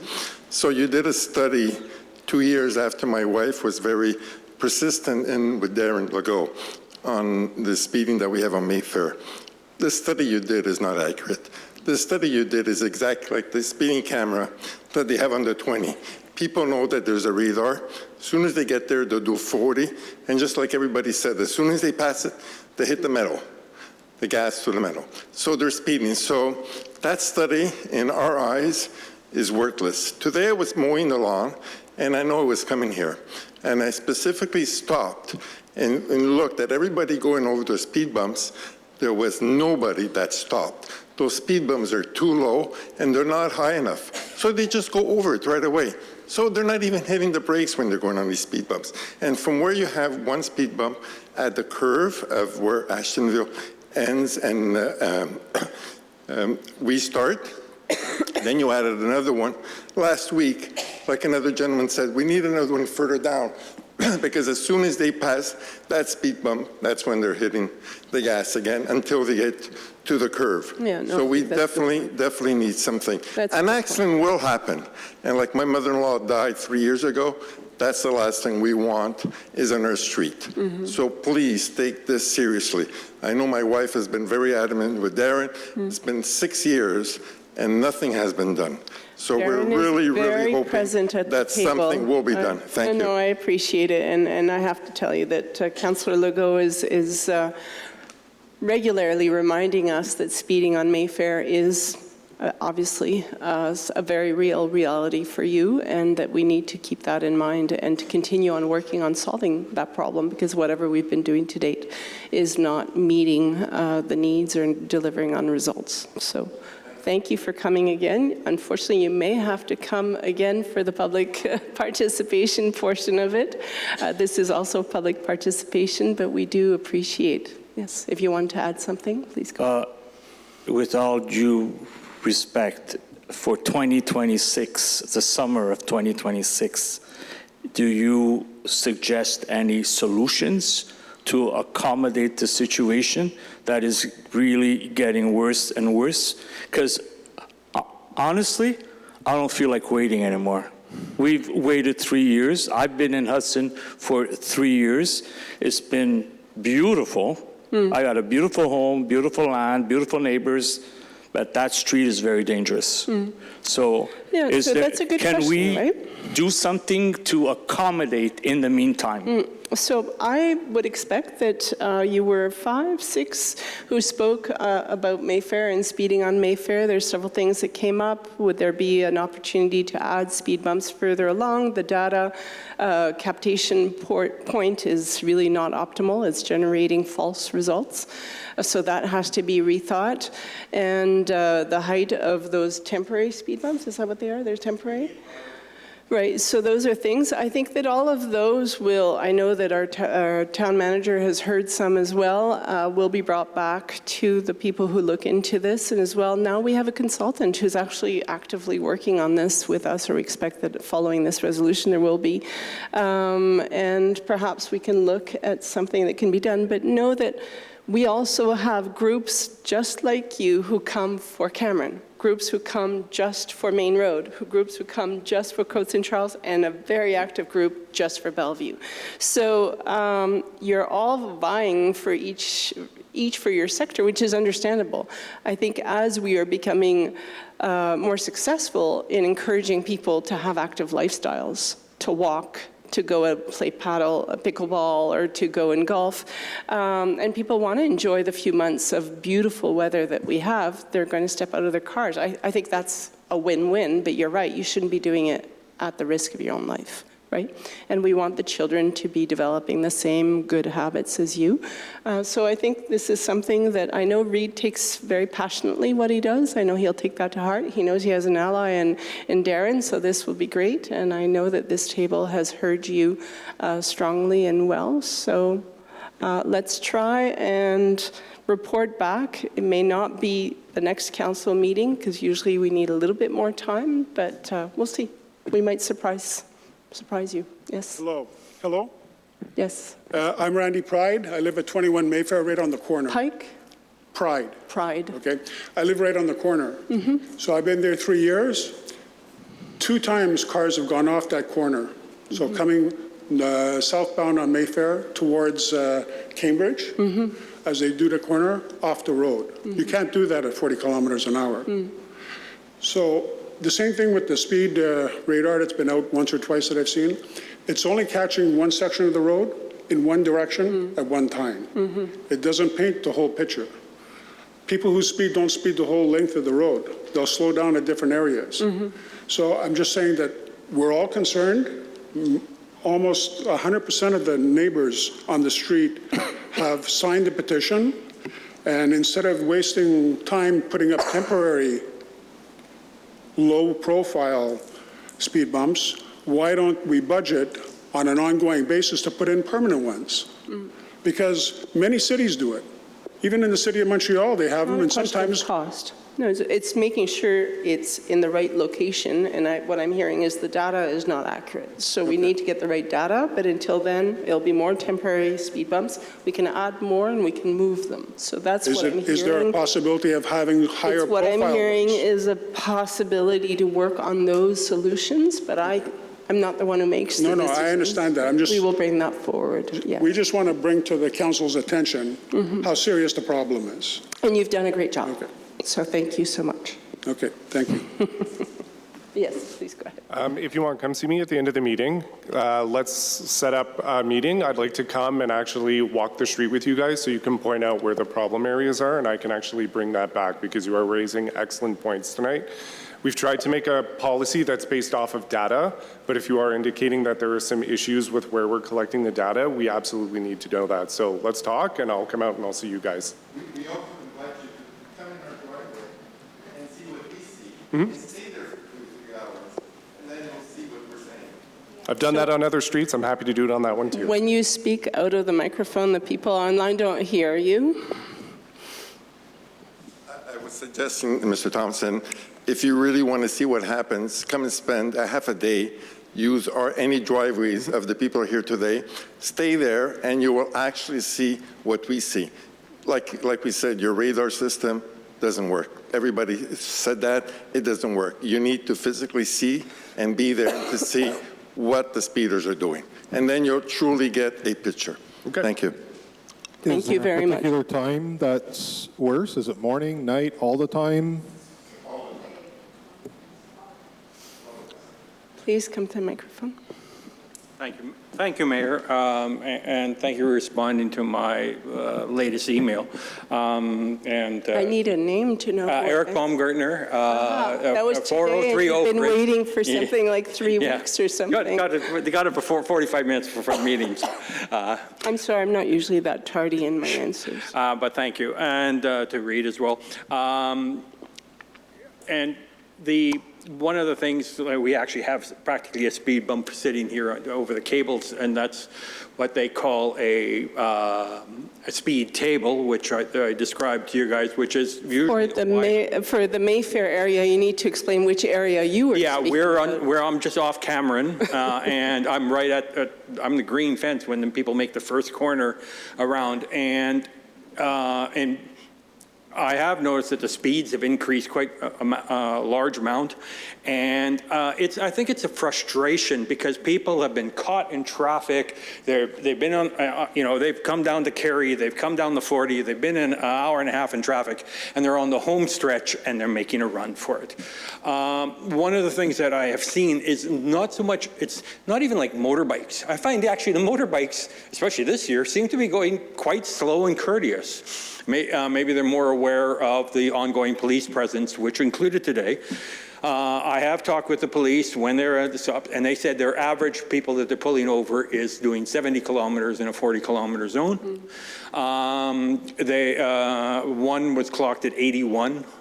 And so, I mean, I have a simple solution. We just changed the 40-kilometer speed limit to 80, and everybody's within the bounds.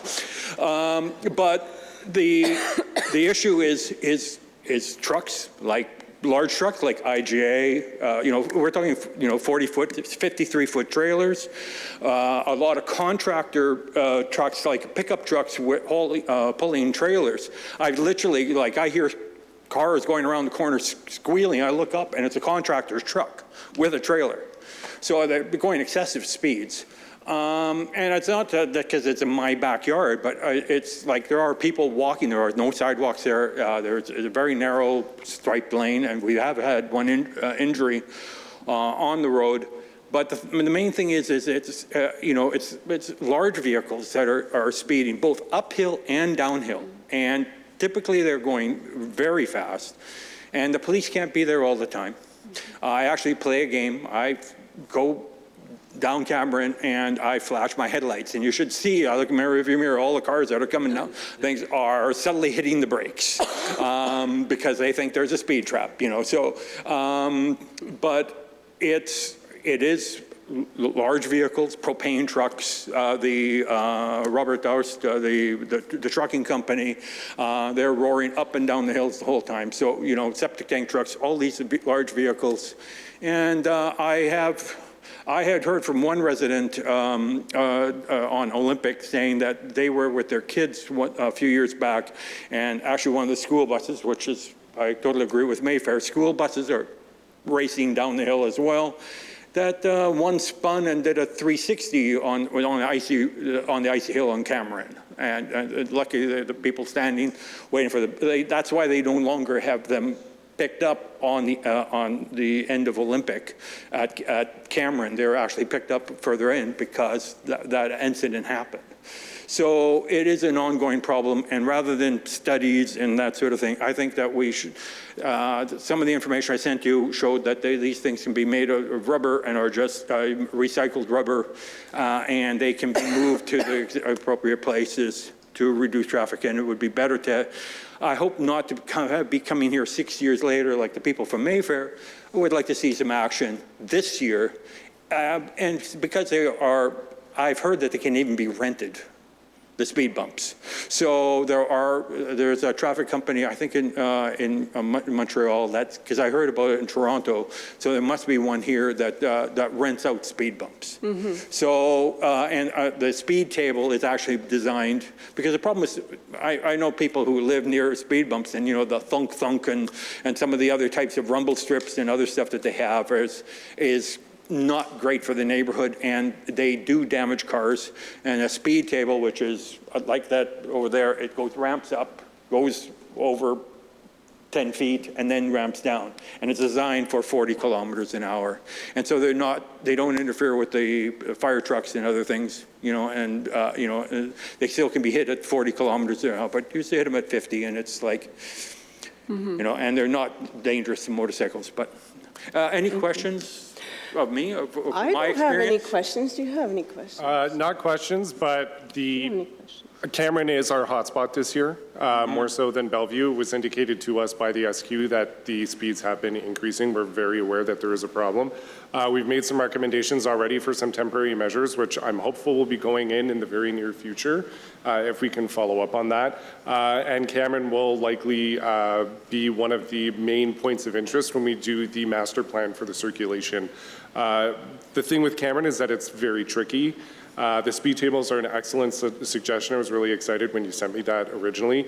The hill makes it very challenging for speeding going down and speeding going up. We rely on the SQ a lot for speed control on the street, but they're indicating that it's no longer enough. So you're absolutely right, and it is at the top of our list to address and to come up with a long-term permanent solution.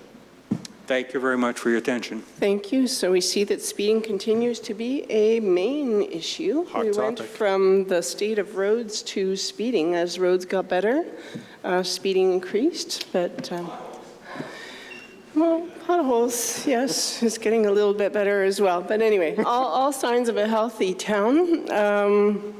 And I'm excited that this year is the year that we will be able to convincingly move forward with some improvements and demonstrate that we do care. And it's in every part of town. So thank you, all of you from Mayfair, for coming. We will continue with the rest of the meeting. There are no questions online. You'll see that we're just going through sort of our monthly resolutions. We're going to start with the ones on urban planning, and then disbursements and so on. Anyway, you're welcome to stay for the entire duration. We've got about another hour and a half to go. So, Section 3, Urban Planning and Environment, Item 3.1, SPAPE Approval, June 2026. Reid?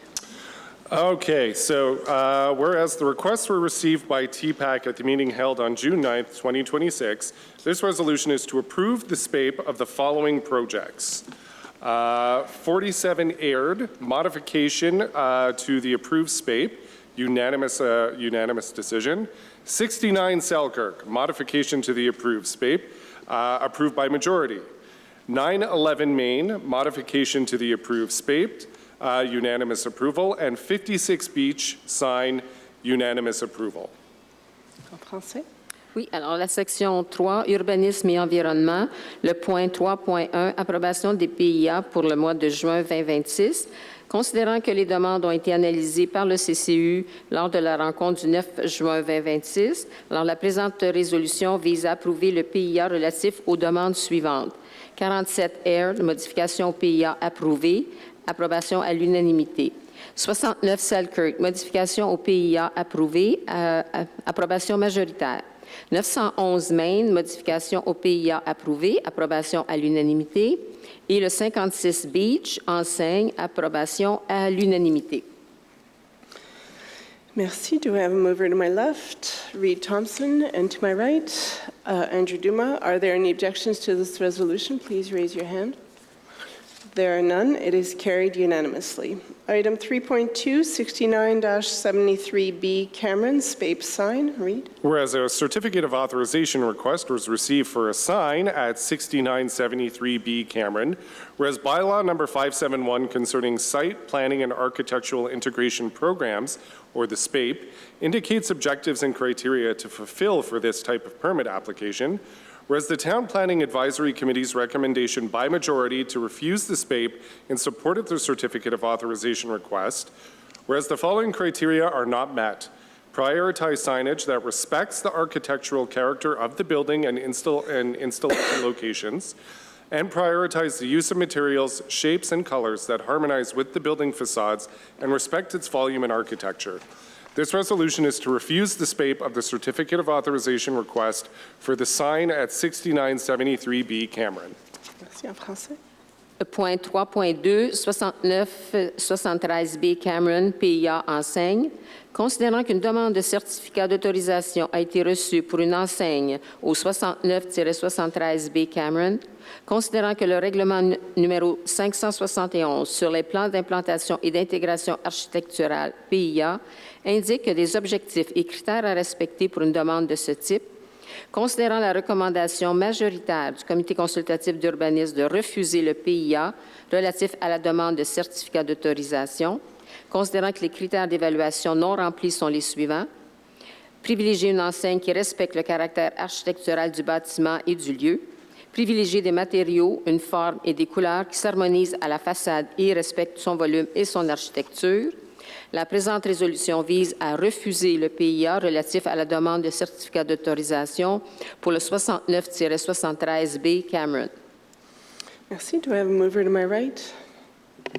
Matt Stenberg, supported to my left by Reed Thompson. Are there any objections to this resolution? Please raise your hand. There are none. It is carried unanimously.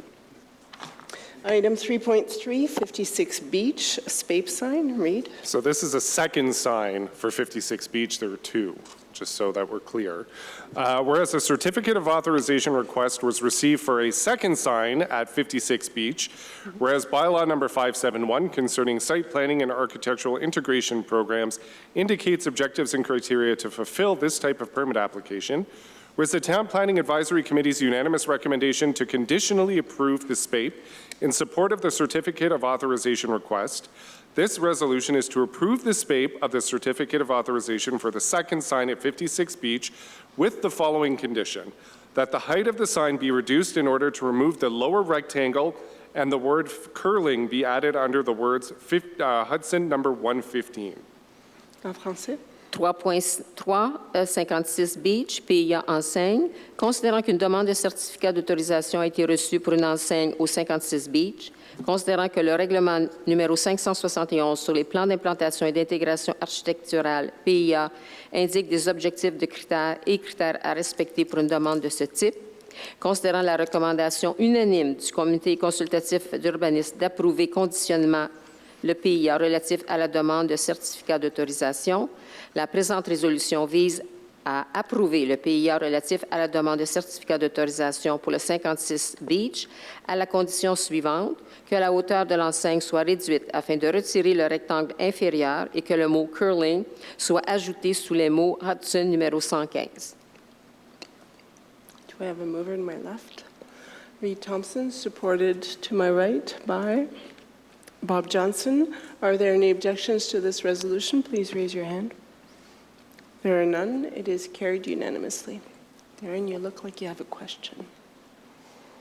No? You look like you have a question? No? No, sorry. Item 3.4, tabling of the monthly report for permits issued April and May 2026. Members of Council take note of the tabling of the monthly reports for permits issued by Urban Planning Department, en français. 3.4, dépôt du rapport mensuel des permis émis, avril et mai 2026. Les membres du Conseil prennent acte des rapports mensuels des permis émis du service de l'urbanisme. Merci. Section 4, Administration and Finance. Item 4.1, approval of disbursements, June 2026. This resolution is to approve the following disbursements as of June 12th of 2026 as presented. For a subtotal of $848,925.85 with two payrolls, payroll 10 at $187,979.57, and payroll 11 at $171,541.72, for a total of accounts paid at $1,208,447.14. En français. Section 4, Administration et finances. 4.1, approbation des paiements pour le mois de juin 2026. Alors, la présente résolution vise à approuver le paiement des comptes au 12 juin 2026 tel que présenté. Sous-total des paiements, $848 925,85. La paie du numéro 10, $187 979,57. Et la paie numéro 11, $171 541,72, pour un total des comptes à payer de $1 208 447,14. Merci. Do I have a mover to my left? Darren Legault, supported by Reed Thompson. Are there any objections to this resolution? Please raise your hand. There are none. It is carried unanimously. Item 4.2, tabling of financial reports 2025. In compliance with the Cities and Towns Act, members of Council take note of the tabling of the financial report and the external auditor's report for the year of 2025. En français. 4.2, dépôt des rapports financiers 2025. Les membres du Conseil prennent acte du dépôt du rapport financier et du rapport des vérificateurs externes pour l'année 2025, conformément aux dispositions de la loi sur les cités et villes. Item 4.3, tabling of Mayor's report, financial statements, report highlights, and auditor's report. In compliance with the Cities and Towns Act, members of Council take note of the tabling of the Mayor's report, financial statement report, highlights, and auditor's report. The Mayor's report on the highlights of the financial and auditor's report is tabled on the town's website. En français. 4.3, dépôt, rapport de la mairesse, fait saillant du rapport financier et du rapport des vérificateurs. Les membres du Conseil prennent acte du dépôt du rapport de la mairesse, fait saillant du rapport financier et du rapport des vérificateurs, conformément aux dispositions de la loi sur les cités et villes. Le rapport de la mairesse sur les faits saillants du rapport financier et du rapport des vérificateurs est déposé au site Internet de la Ville. Section 5, Town Clerk, Item 5.1, tabling of documents, petitions. It's a popular season for petitions. The interim assistant town clerk, so Susan McKercher, proceeds with the tabling of a petition received May 26 of 2026 concerning traffic calming measures on Como Gardens Street. The interim assistant town clerk proceeds with the tabling petition received June 15th of 2026 concerning the installation of permanent speed bumps on Mayfair Street. En français. Alors, section 5, greffe, 5.1, dépôt de documents, pétition. La greffière adjointe par intérim procède au dépôt d'une pétition reçue le 26 mai 2026 en faveur de mesures de modération du trafic sur la rue Como Garden. Et la greffière adjointe par intérim procède au dépôt d'une pétition reçue le 15 juin 2026 en faveur de l'installation de dos d'âne permanent sur la rue Mayfair. Merci beaucoup. Section 6, Human Resources, Item 6.1, June 2026, List of Personnel, Movements, Unionized Staff, Hires, and Departments, Tabling. Members of Council take note of the tabling of June 2026, List of Personnel, Movements, Unionized Staff, Hires, and Departures. En français. Section 6, ressources humaines, dépôt, liste de mouvements de personnel, embauche et départ du personnel syndiqué en date de juin 2026. Les membres du Conseil prennent acte du dépôt de la liste de mouvements de personnel, embauche et départ du personnel syndiqué en date de juin 2026. Merci. Item 6.2, Strategic Consulting Mandate, Professional Services, Flexia, Consulting, Strategic Advisor, Facilitator, and Consultant. Whereas it is proposed that the town retain the services of Flexia Conseil to provide professional support as required by the town. Considering that the hourly rate for senior profiles resources of Flexia Conseil is established at $255 per hour plus applicable taxes, this resolution is to approve the strategic support mandate of Flexia Conseil in accordance with the terms and conditions outlined in the service proposal. To authorize the Director General to retain the required services subject to organizational needs and available budgetary appropriations. To approve retroactively effective April 2026 professional support services already rendered under this mandate, and that the expenses associated with this mandate be charged in the 2026 operating budget. En français. Alors, le point 6.2, mandat d'accompagnement stratégique, service professionnel Flexia Conseil, conseiller stratégique, facilitateur des échanges, accompagnateur. Considérant qu'il est proposé que la Ville retienne les services de Flexia Conseil afin de fournir un accompagnement professionnel selon les besoins de la Ville, considérant que le taux horaire applicable aux ressources avec profil senior de Flexia Conseil est établi à 255 $ l'heure, plus les taxes applicables. La présente résolution vise à approuver le mandat d'accompagnement stratégique de Flexia Conseil selon les modalités décrites dans l'offre de services, d'autoriser la Direction générale à retenir les services requis selon les besoins de l'organisation et les critères budgétaires disponibles et les crédits budgétaires disponibles, d'approuver rétroactivement au mois d'avril 2026 les services d'accompagnement déjà rendus dans le cadre de ce mandat et que les dépenses reliées au présent mandat soient imputées au budget de fonctionnement 2026 de la Ville. Merci. Do I have a mover to my left? Reed Thompson, supported by Darren Legault. Are there any objections to this resolution? Please raise your hand. There are none. It is carried unanimously. I'm going to pass the mic now to Reed because my voice is getting softer. Please go ahead. 7, Culture, Recreation, and Community Engagement. 7.1, Logistical Support Request for Fiat Hudson Pride Group. Whereas Fiat Hudson Pride is a group created by Hudson residents, whereas Fiat Hudson Pride wants to offer a program of activities and events. Fierté, sorry. Fierté. To offer a program of activities and events during the Pride season. This resolution is to approve the provision of free logistical support for the July 25th, 2026 Fierté Hudson Pride event, provided that the event is free and accessible to all. Thank you. I'm going to leave you with all the cultural stuff. En français. Oui, à section 7, Culture, loisirs et engagement communautaire. 7.1, demande de soutien logistique, le groupe Fierté Hudson Pride.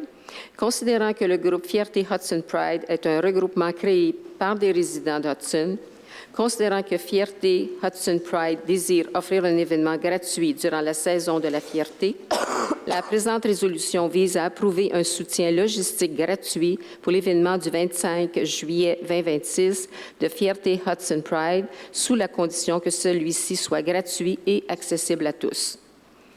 Merci. Is there a mover to my right? Andrew Dumas, supported by Darren Legault. Sorry. Are there any objections to this resolution? Please raise your hand. There are none. It is carried unanimously. So item 7.2, read. Build Community Strong Fund, a request for Town Council resolution and letter of support from the Mayor. Whereas the Hudson Village Theatre has for many years been a valuable cultural institution serving the town of Hudson and the surrounding community through theatre, arts programming, education, and community engagement. Whereas Hudson Village Theatre is undertaking an expansion project to create improved facilities that will enhance accessibility, increase community capacity, and strengthen its ability to deliver cultural and community program. This resolution is that the Council of the Town of Hudson hereby express its full support for the Hudson Village Theatre's expansion project and the application to the Build Community Strong Fund, and that Council acknowledges the significant contribution Hudson Village Theatre makes to the community and supports the completion and equipping of the new addition as an important community asset. 7.2, Fonds bâtir des communautés fortes, demande de résolution du Conseil et de lettre d'appui de la mairesse. Considérant que le Hudson Village Théâtre est depuis de nombreuses années une institution culturelle précieuse au service de la ville d'Hudson et de la communauté environnante à travers le théâtre, la programmation artistique, l'éducation et l'engagement communautaire, considérant que le Hudson Village Théâtre mène actuellement un projet d'agrandissement visant à créer des installations améliorées qui renforceront l'accessibilité, augmenteront la capacité d'accueil de la communauté et consolideront sa capacité à proposer une programmation culturelle et communautaire. La présente résolution vise à ce que le Conseil de la Ville d'Hudson exprime par la présence son soutien total au projet d'agrandissement de l'Hudson Village Théâtre et à sa demande de subvention auprès du fonds Build Community Strong.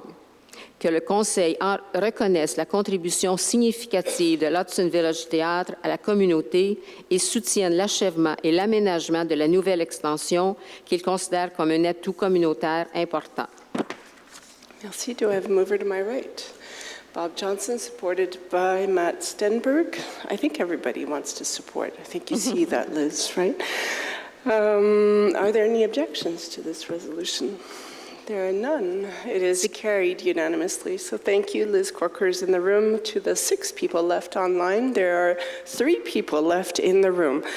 And one of them is Liz Corker, President of the Board of Directors of the Village Theatre. So thank you again for making this project continually advance and getting closer to its goal. We have our fingers crossed with you that you will be able to get more subsidies and get the shovel in the ground. Section 8, I'm going to pass that to our Pro-Mayor as his term ends on the 15th of July. He stood in for me while I was away last week, and again, as my voice is failing, I'm always happy to have strong voices to my side. So Darren, Section 8 is all yours. 8.1, award of contract by mutual agreement, installation of an air exchanger at 394 Main. Whereas the installation of an air exchanger ventilation system has been identified as a suitable measure to improve ventilation and overall indoor air quality within the building. Considering the offer of services 002732, ajout d'un échangeur d'air received by Coolstat on May 20th, 2026. This resolution is to award the contract for the installation of an air exchanger at 394 Main to Coolstat for the amount of $21,950 before taxes, and that this expenditure be financed by the affected surplus for buildings. Section 8, travaux publics. 8.1, octroi de contrat de gré à gré, installation d'un échangeur d'air au 394 rue Maine. Considérant que l'installation d'un système d'échangeur d'air de ventilation a été identifiée comme une mesure appropriée pour améliorer la ventilation et la qualité globale de l'air intérieur dans le bâtiment, considérant l'offre de service numéro 002732, ajout d'un échangeur d'air reçu par Colostat le 20 mai 2026, la présente résolution vise à octroyer le contrat d'ajout d'un échangeur d'air pour le 394 rue Maine à Colostat pour un montant de 21 950 avant les taxes, et que cette dépense soit financée par le surplus affecté au bâtiment. Merci. Do I have a mover to my right? Matt Stenberg, and to my left, Darren Legault. Are there any objections to this resolution? Please raise your hand. There are none. It is carried unanimously.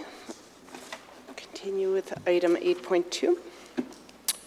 Item 8.2, authorization of expenditures and allocation of designated surplus traffic master plan. Whereas Council recognizes the importance of developing a comprehensive and long-term strategy to improve traffic circulation, road safety, and mobility throughout the town. Whereas concerns have been raised regarding vehicle speeds, traffic calming, road safety, active transportation, and parking management within various sectors of the town. This resolution is that the Council authorize the preparation work required for the creation of a master traffic plan, that the cost of this work totaling $100,000 before taxes be covered by the designated surplus infrastructure and road network, that the administration be authorized to take the necessary steps to give full effect to this resolution. En français. 8.2, autorisation des dépenses et affectation de surplus désignés, plan directeur de la circulation. Considérant que le Conseil reconnaît l'importance d'élaborer une stratégie globale et à long terme visant à améliorer la circulation routière, la sécurité routière et la mobilité sur l'ensemble du territoire de la Ville, considérant que des préoccupations ont été exprimées concernant la vitesse des véhicules, les mesures de modération du trafic, la sécurité routière, les modes de transfert actifs et la gestion du stationnement dans divers quartiers de la Ville, la présente résolution vise à ce que le Conseil autorise les travaux préparatoires nécessaires à l'élaboration d'un plan directeur de circulation, que le coût de ces travaux d'un montant total de 100 000 $ avant taxe soit financé par le surplus affecté infrastructures et réseaux routiers et que l'administration soit autorisée à prendre les mesures nécessaires pour assurer la pleine application de la présente résolution. Merci beaucoup. It is proposed by Reed Thompson and supported by Andrew Duma. Are there any objections to this resolution? Please raise your hand. There are none. It is carried unanimously. Darren, 8.3. 8.3, payment authorization improvement to nature trails. Whereas the town has undertaken improvement works to the Bradbury Nature Trail to enhance accessibility, safety, and the overall user experience. This resolution is that Council approve the payment of invoices related to the improvements to the Bradbury Nature Trail, including the purchase of materials and contractor services required to complete the work, that the total amount of $17,167.93 before taxes be authorized for payment to SBC Excavation as detailed in the supporting documentation, that a total amount of $20,915 before taxes be authorized for payment to Hudson Hardware and Supplies in accordance with the supporting documents, that the expense be financed by the working fund and reimbursed over 10 years. En français. 8.3, autorisation de paiement, aménagement des sentiers de randonnée. Considérant que la Ville a entrepris des travaux d'aménagement du sentier naturel de Bradbury afin d'en améliorer l'accessibilité, la sécurité et l'expérience globale des utilisateurs, la présente résolution vise à ce que le Conseil approuve le paiement des factures relatives aux travaux d'aménagement du sentier naturel de Bradbury, y compris l'achat des matériaux et les services des entrepreneurs nécessaires à la réalisation des travaux, qu'un montant total de 17 167,93 $ avant taxe soit autorisé à verser à SBC Excavation conformément aux pièces justificatives, qu'un montant total de 20 915 $ avant taxe soit autorisé à verser à Hudson Hardware and Supplies conformément aux pièces justificatives et que cette dépense soit financée par le fonds de roulement et remboursée sur une période de 10 ans. Merci. Do I have a mover to my right? Andrew Duma, supported by Matt Stenberg. Are there any objections to this resolution? Please raise your hand. There are none. It is carried unanimously. Darren, item 8.4. 8.4, award of a mutual agreement contract, repair and stabilization of the observation structure overhanging Lake of Two Mountains. Considering the resolution R 2026-03-67 for the repairs to the Jack Layton footbridge, considering the recent flooding events and severe weather conditions. Whereas Council recognize, where am I? Whereas the damage has compromised the structural integrity of the safe use of the observation structure, this resolution is that Council authorize an amendment to the existing contract awarded to Les Entreprises Para for the completion of additional work consisting of the repair and stabilization of the observation structure damaged by flooding and severe weather conditions for an amount of $22,500 before tax, that the expenditure be funded from the designated surplus parks and playgrounds. 8.4, octroi de contrat de gré à gré, réparation et stabilisation de la structure d'observation sur le plomb blanc, le lac des Deux Montagnes. Considérant la résolution R 2026-03-67 relative aux travaux de réparation de la passerelle Jack Layton, considérant que compte tenu des récentes inondations et des conditions météorologiques extrêmes, considérant que les dommages ont compromis l'intégrité structurelle et la sécurité d'utilisation de la structure d'observation, la présente résolution vise à ce que le Conseil autorise une modification du contrat existant attribué à les entreprises PERA pour la réalisation de travaux supplémentaires consistant en la réparation et la stabilisation de la structure d'observation endommagés par les inondations et les intempéries pour un montant de 22 500 $ avant taxe et que cette dépense soit financée par l'excédent affecté au poste, parc et terrain de jeu. Merci. Do I have a mover to my right? Bob Johnson, supported to my left by Darren Legault. Are there any objections to this resolution? Please raise your hand. There are none. It is carried unanimously. Item 8.5, Darren. 8.5, contract renewal AO 2025-02-TP janitorial services. Whereas Resolution R 2025-03-56 awarded contract AO 2025-02-TP for janitorial services to Service d'entretien Valarderie Incorporée. This resolution is to renew the janitorial service contract for a period of 1 year for an amount of $96,979.55 before taxes, plus adjustment according to the Consumer Price Index, CPI, all in accordance with tender documents. 8.5, renouvellement de contrat AO 2025-02-TP, service de conciergerie. Considérant que la résolution R 2025-03-56 a octroyé le contrat AO 2025-02-TP pour des services d'entretien ménager à la compagnie Services d'entretien Valarderie Incorporée, la présente résolution vise à renouveler le contrat de services d'entretien ménager pour une durée d'1 an pour un montant de 96 979,55 avant taxe, majoré d'un ajustement en fonction de l'indice des prix à la consommation, l'IPC, le tout conformément au dossier d'appel d'offres. Merci. Do I have a mover to my right? Matt Stenberg, supported by Reed Thompson. Are there any objections to this resolution? Please raise your hand. There are none. It is carried unanimously. There are no items under Section 9, Public Safety. Under Section 10, Bylaws. Andrew, do you feel like reading some? Sure. So item 10.1, go ahead. Notice of motion and tabling bylaw 529.4-2026 to amend bylaw 529 on permits and certificates. Councillor Thompson gives notice of motion that he would move to cause or to be moved at a subsequent session of the council the adoption of bylaw 529.4-2026 to amend bylaw 529 on permits and certificates. The purpose of this bylaw is to obtain a certificate of compliance for a septic system and a maintenance contract as well as an effluent analysis. En français. Section 10, 10.1, avis de motion et dépôt, règlement 529.4-2026, modifiant le règlement 529 sur les permis et certificats. Le conseiller Thompson donne avis de motion de l'intention de soumettre pour adoption le projet de règlement 529.4-2026, modifiant le règlement 529 sur les permis et certificats. Le but de ce règlement est d'obtenir l'attestation de conformité d'une installation septique et d'un contrat d'entretien ainsi qu'une analyse des effluents. Merci. Item 10.2, Andrew.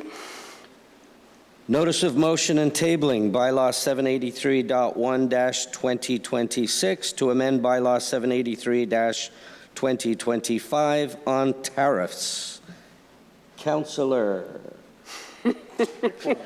Stenberg gives make sure I'm on the right one. Gives notice of motion that he would move or cause to be moved at a subsequent session of the council the adoption of bylaw 783.1-2026 to amend bylaw 783-2025 on tariffs. The object of this bylaw is to establish the required deposit for the certificate of compliance for any new septic system. En français.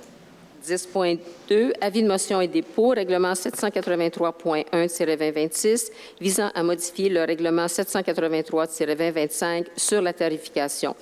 Le conseiller Steinberg donne avis de motion de l'intention de soumettre pour adoption le projet de règlement 783.1-2026 visant à modifier le règlement 783-2025 sur la tarification.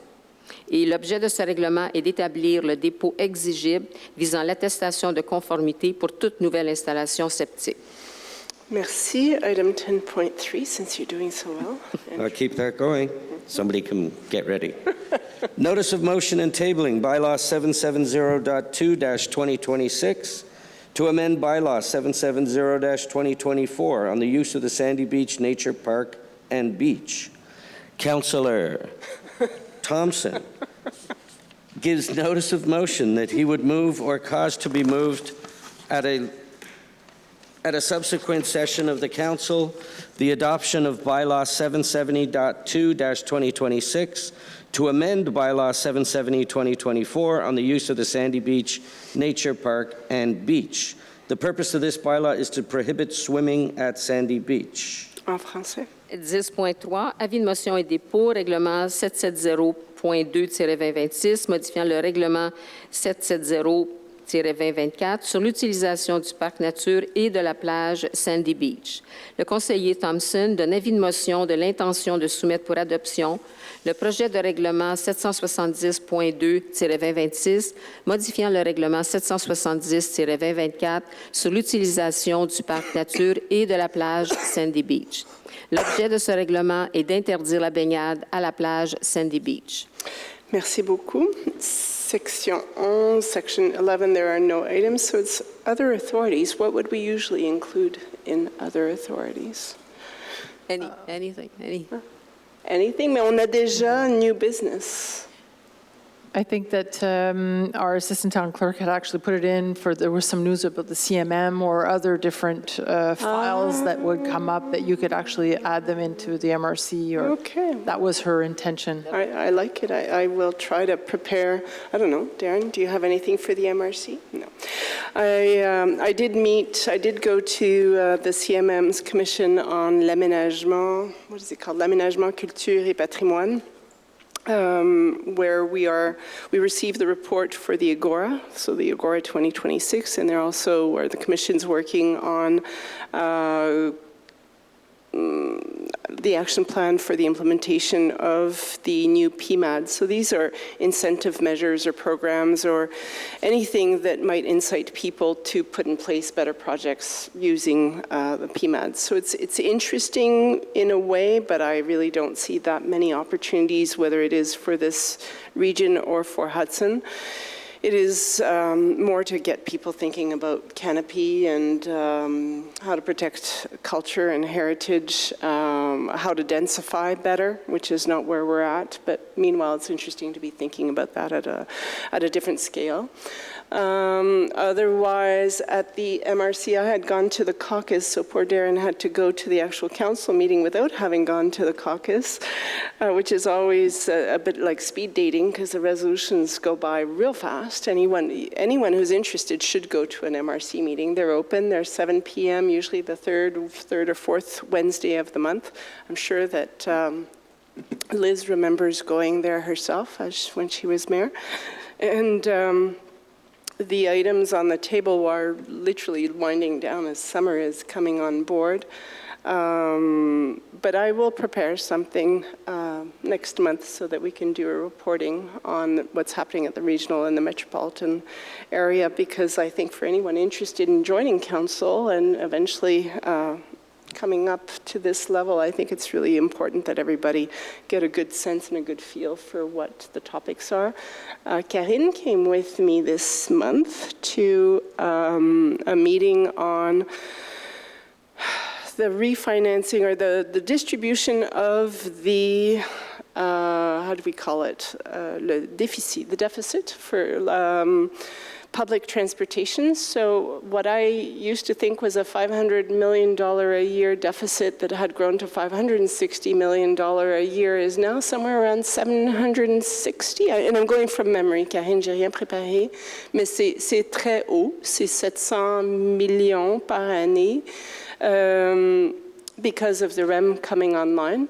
And all of this gets redistributed across the 5 different regions. So the original 5-year agreement with the government on how cost of public transportation was going to be distributed, so it's in the law, it's a provincial law, it's 30% for users, 30% for municipalities, and the rest the government picks up the bill, Well, because of COVID, the drop in users has dropped, and municipalities are also here, but of course costs have continued to climb, and the REM back then wasn't included. We've always paid more than the service than we receive, so when there was an actual calculation done on what would be a fair user pay per municipality on distribution of what they should pay, we came out favorably, but of course a lot of municipalities would have to pay a lot more than they're paying now. So it's now a negotiation period of looking to how will we distribute in a way that is somewhat fair to everyone and not just to some. So it's a bit of a battle of pulling the tablecloth from one side of the table to the other, but we figure that no matter what happens, we will be better off than we are now. That's pretty much it. But so that's a work that there will be a committee at the metropolitan level, but for the South Shore, which we were part of. I know that sounds strange. We're on the South, La Couronne. And where there will be recommendations brought forward and a vote where we'll probably have to have a resolution adopted. All 40 municipalities on the south sector will have to adopt the same resolution to demonstrate that we stand as one with regards to the negotiations. So you will hear more about this in September, but that's one of the things I can think of that's on the table that takes a little bit, you gotta get your head into it. It's a lot of hours of meeting in Saint-Julie. Where did we go? Like an hour and a half away just for, anyway. Sorry. So that's other authorities or les autres instances, but thank you. There are no items in new business. Je suis désolée, Madame McCurchis, si vous essayez d'écrire un résumé de ce que je viens de dire, là, je pense des points hyper sommaires, genre, je sais pas. Peut-être que Chantal va utiliser AI, l'intelligence artificielle. Non, même pas le droit. Okay, so second question period. I see someone's just joined us, so please come to the microphone or raise your hand online. There are 5 online and now 4 in the room, so 9 people, please. Si tu veux venir au microphone, Benoît, t'es bienvenu. Benoît, Main Road. Quick question. There was a lot of puddle filling done by Public Work in the last few days. I would like if one of you was using his bike to go on Main Road and see the difference of filling puddle for a car compared to for a bike. Even in Darren District, there's quite a nice few puddles near the church, near St. Charles. So I mean it's too low still? No, the crack are too small, so they don't think it's good enough because for a car it's fine. Right. But if you're stuck between a car and a puddle. So there's 2 clients to serve, not just the vehicle. So I would just like if one of you could go on his bike. I know Reed likes to bike. And to see how many puddles are there for bikers. It would be interesting. I'm glad to hear that you are still cycling and staying active. Sadly, yes. Not sadly. Could that comment be brought forward? Okay, great. Thank you. Are there any questions online? No? I see the extra person has come. No? Please come to the microphone. Mr. Luxton. I am missing your hat. Where is this? I'll be brief. John Luxton, McNaughton. Yes. Do we not qualify to use a speed camera on Mayfair or any other street? Do you want to speak to that? We do not.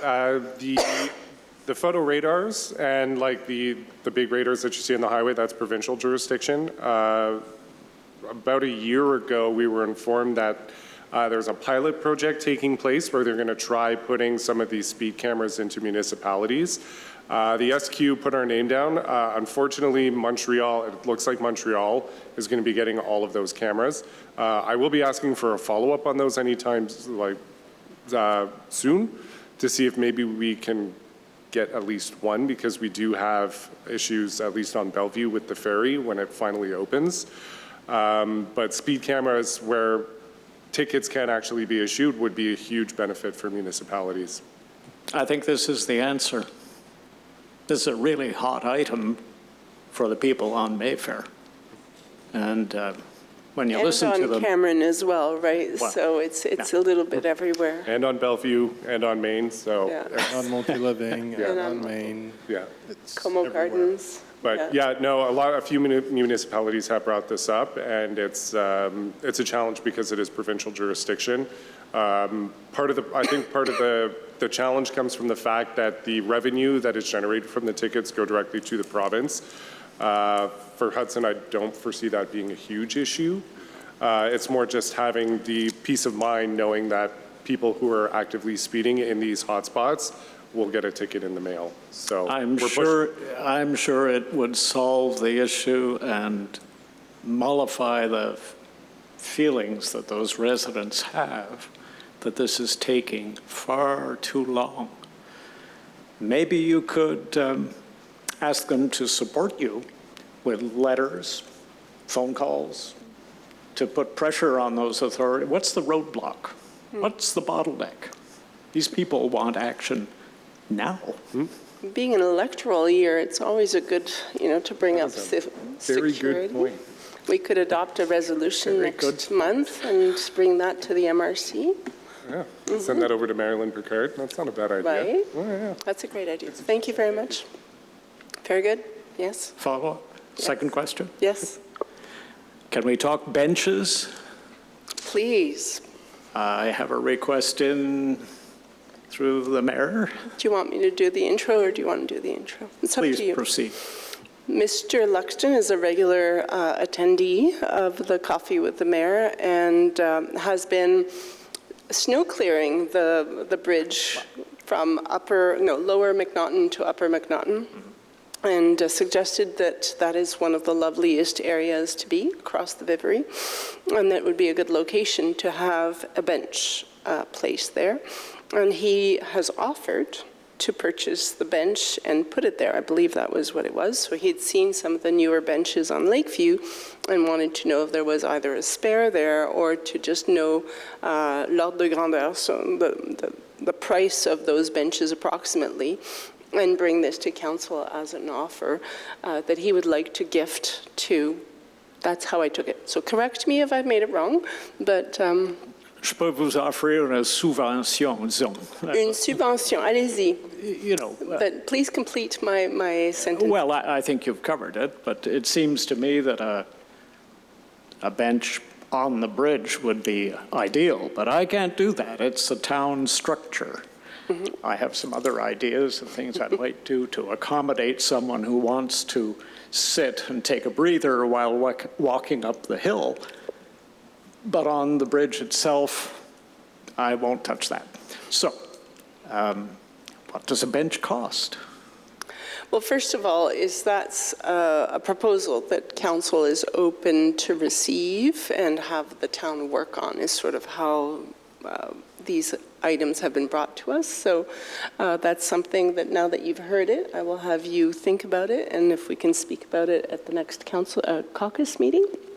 And perhaps if you can look into what the value or the feasibility, maybe the bridge is not the right place to be doing this, but there's already some stones, blocking any sort of rolling equipment, and we've heard from families with strollers or kids trying to get their bikes across that it's too tight between the rocks. So I think we can think of something that's a little more user-friendly and perhaps for the elderly, as we know. And even myself, I run out of breath when I haven't been keeping my fitness up in the winter. And Bob also, when he comes walking with me, needs a break halfway home. So that's a good place. He's right there. I'm not speaking behind his back. I know. 72 this year, 72.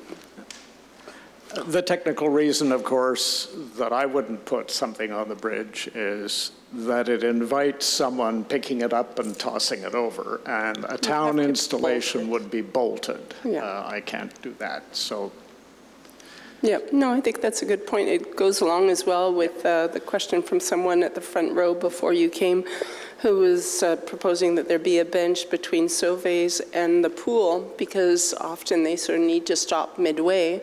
And that was the thought, you know, in redoing Lakeview and putting as many benches as we did, is that people don't necessarily walk the whole length, but they like to stop and rest and walk a bit and stop and rest. So.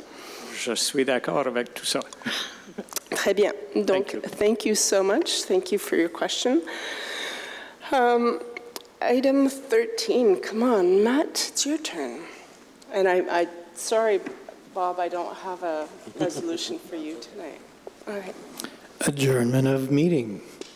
This resolution is that the meeting be adjourned at 8:45, 23 seconds. 9:08. That's a bit off. Yeah, that clock is off, Matt. It's 9:10. We're back to the future. So 9:08. Et en français? Que la séance soit levée à 9h08. So mover to my left, Reed Thompson to my right. Oh, Bob Johnson, thank you. Are there any objections to this resolution? There are none. It is carried unanimously. Thank you so much for being in the room, and thank you for being online. We'll see you next month.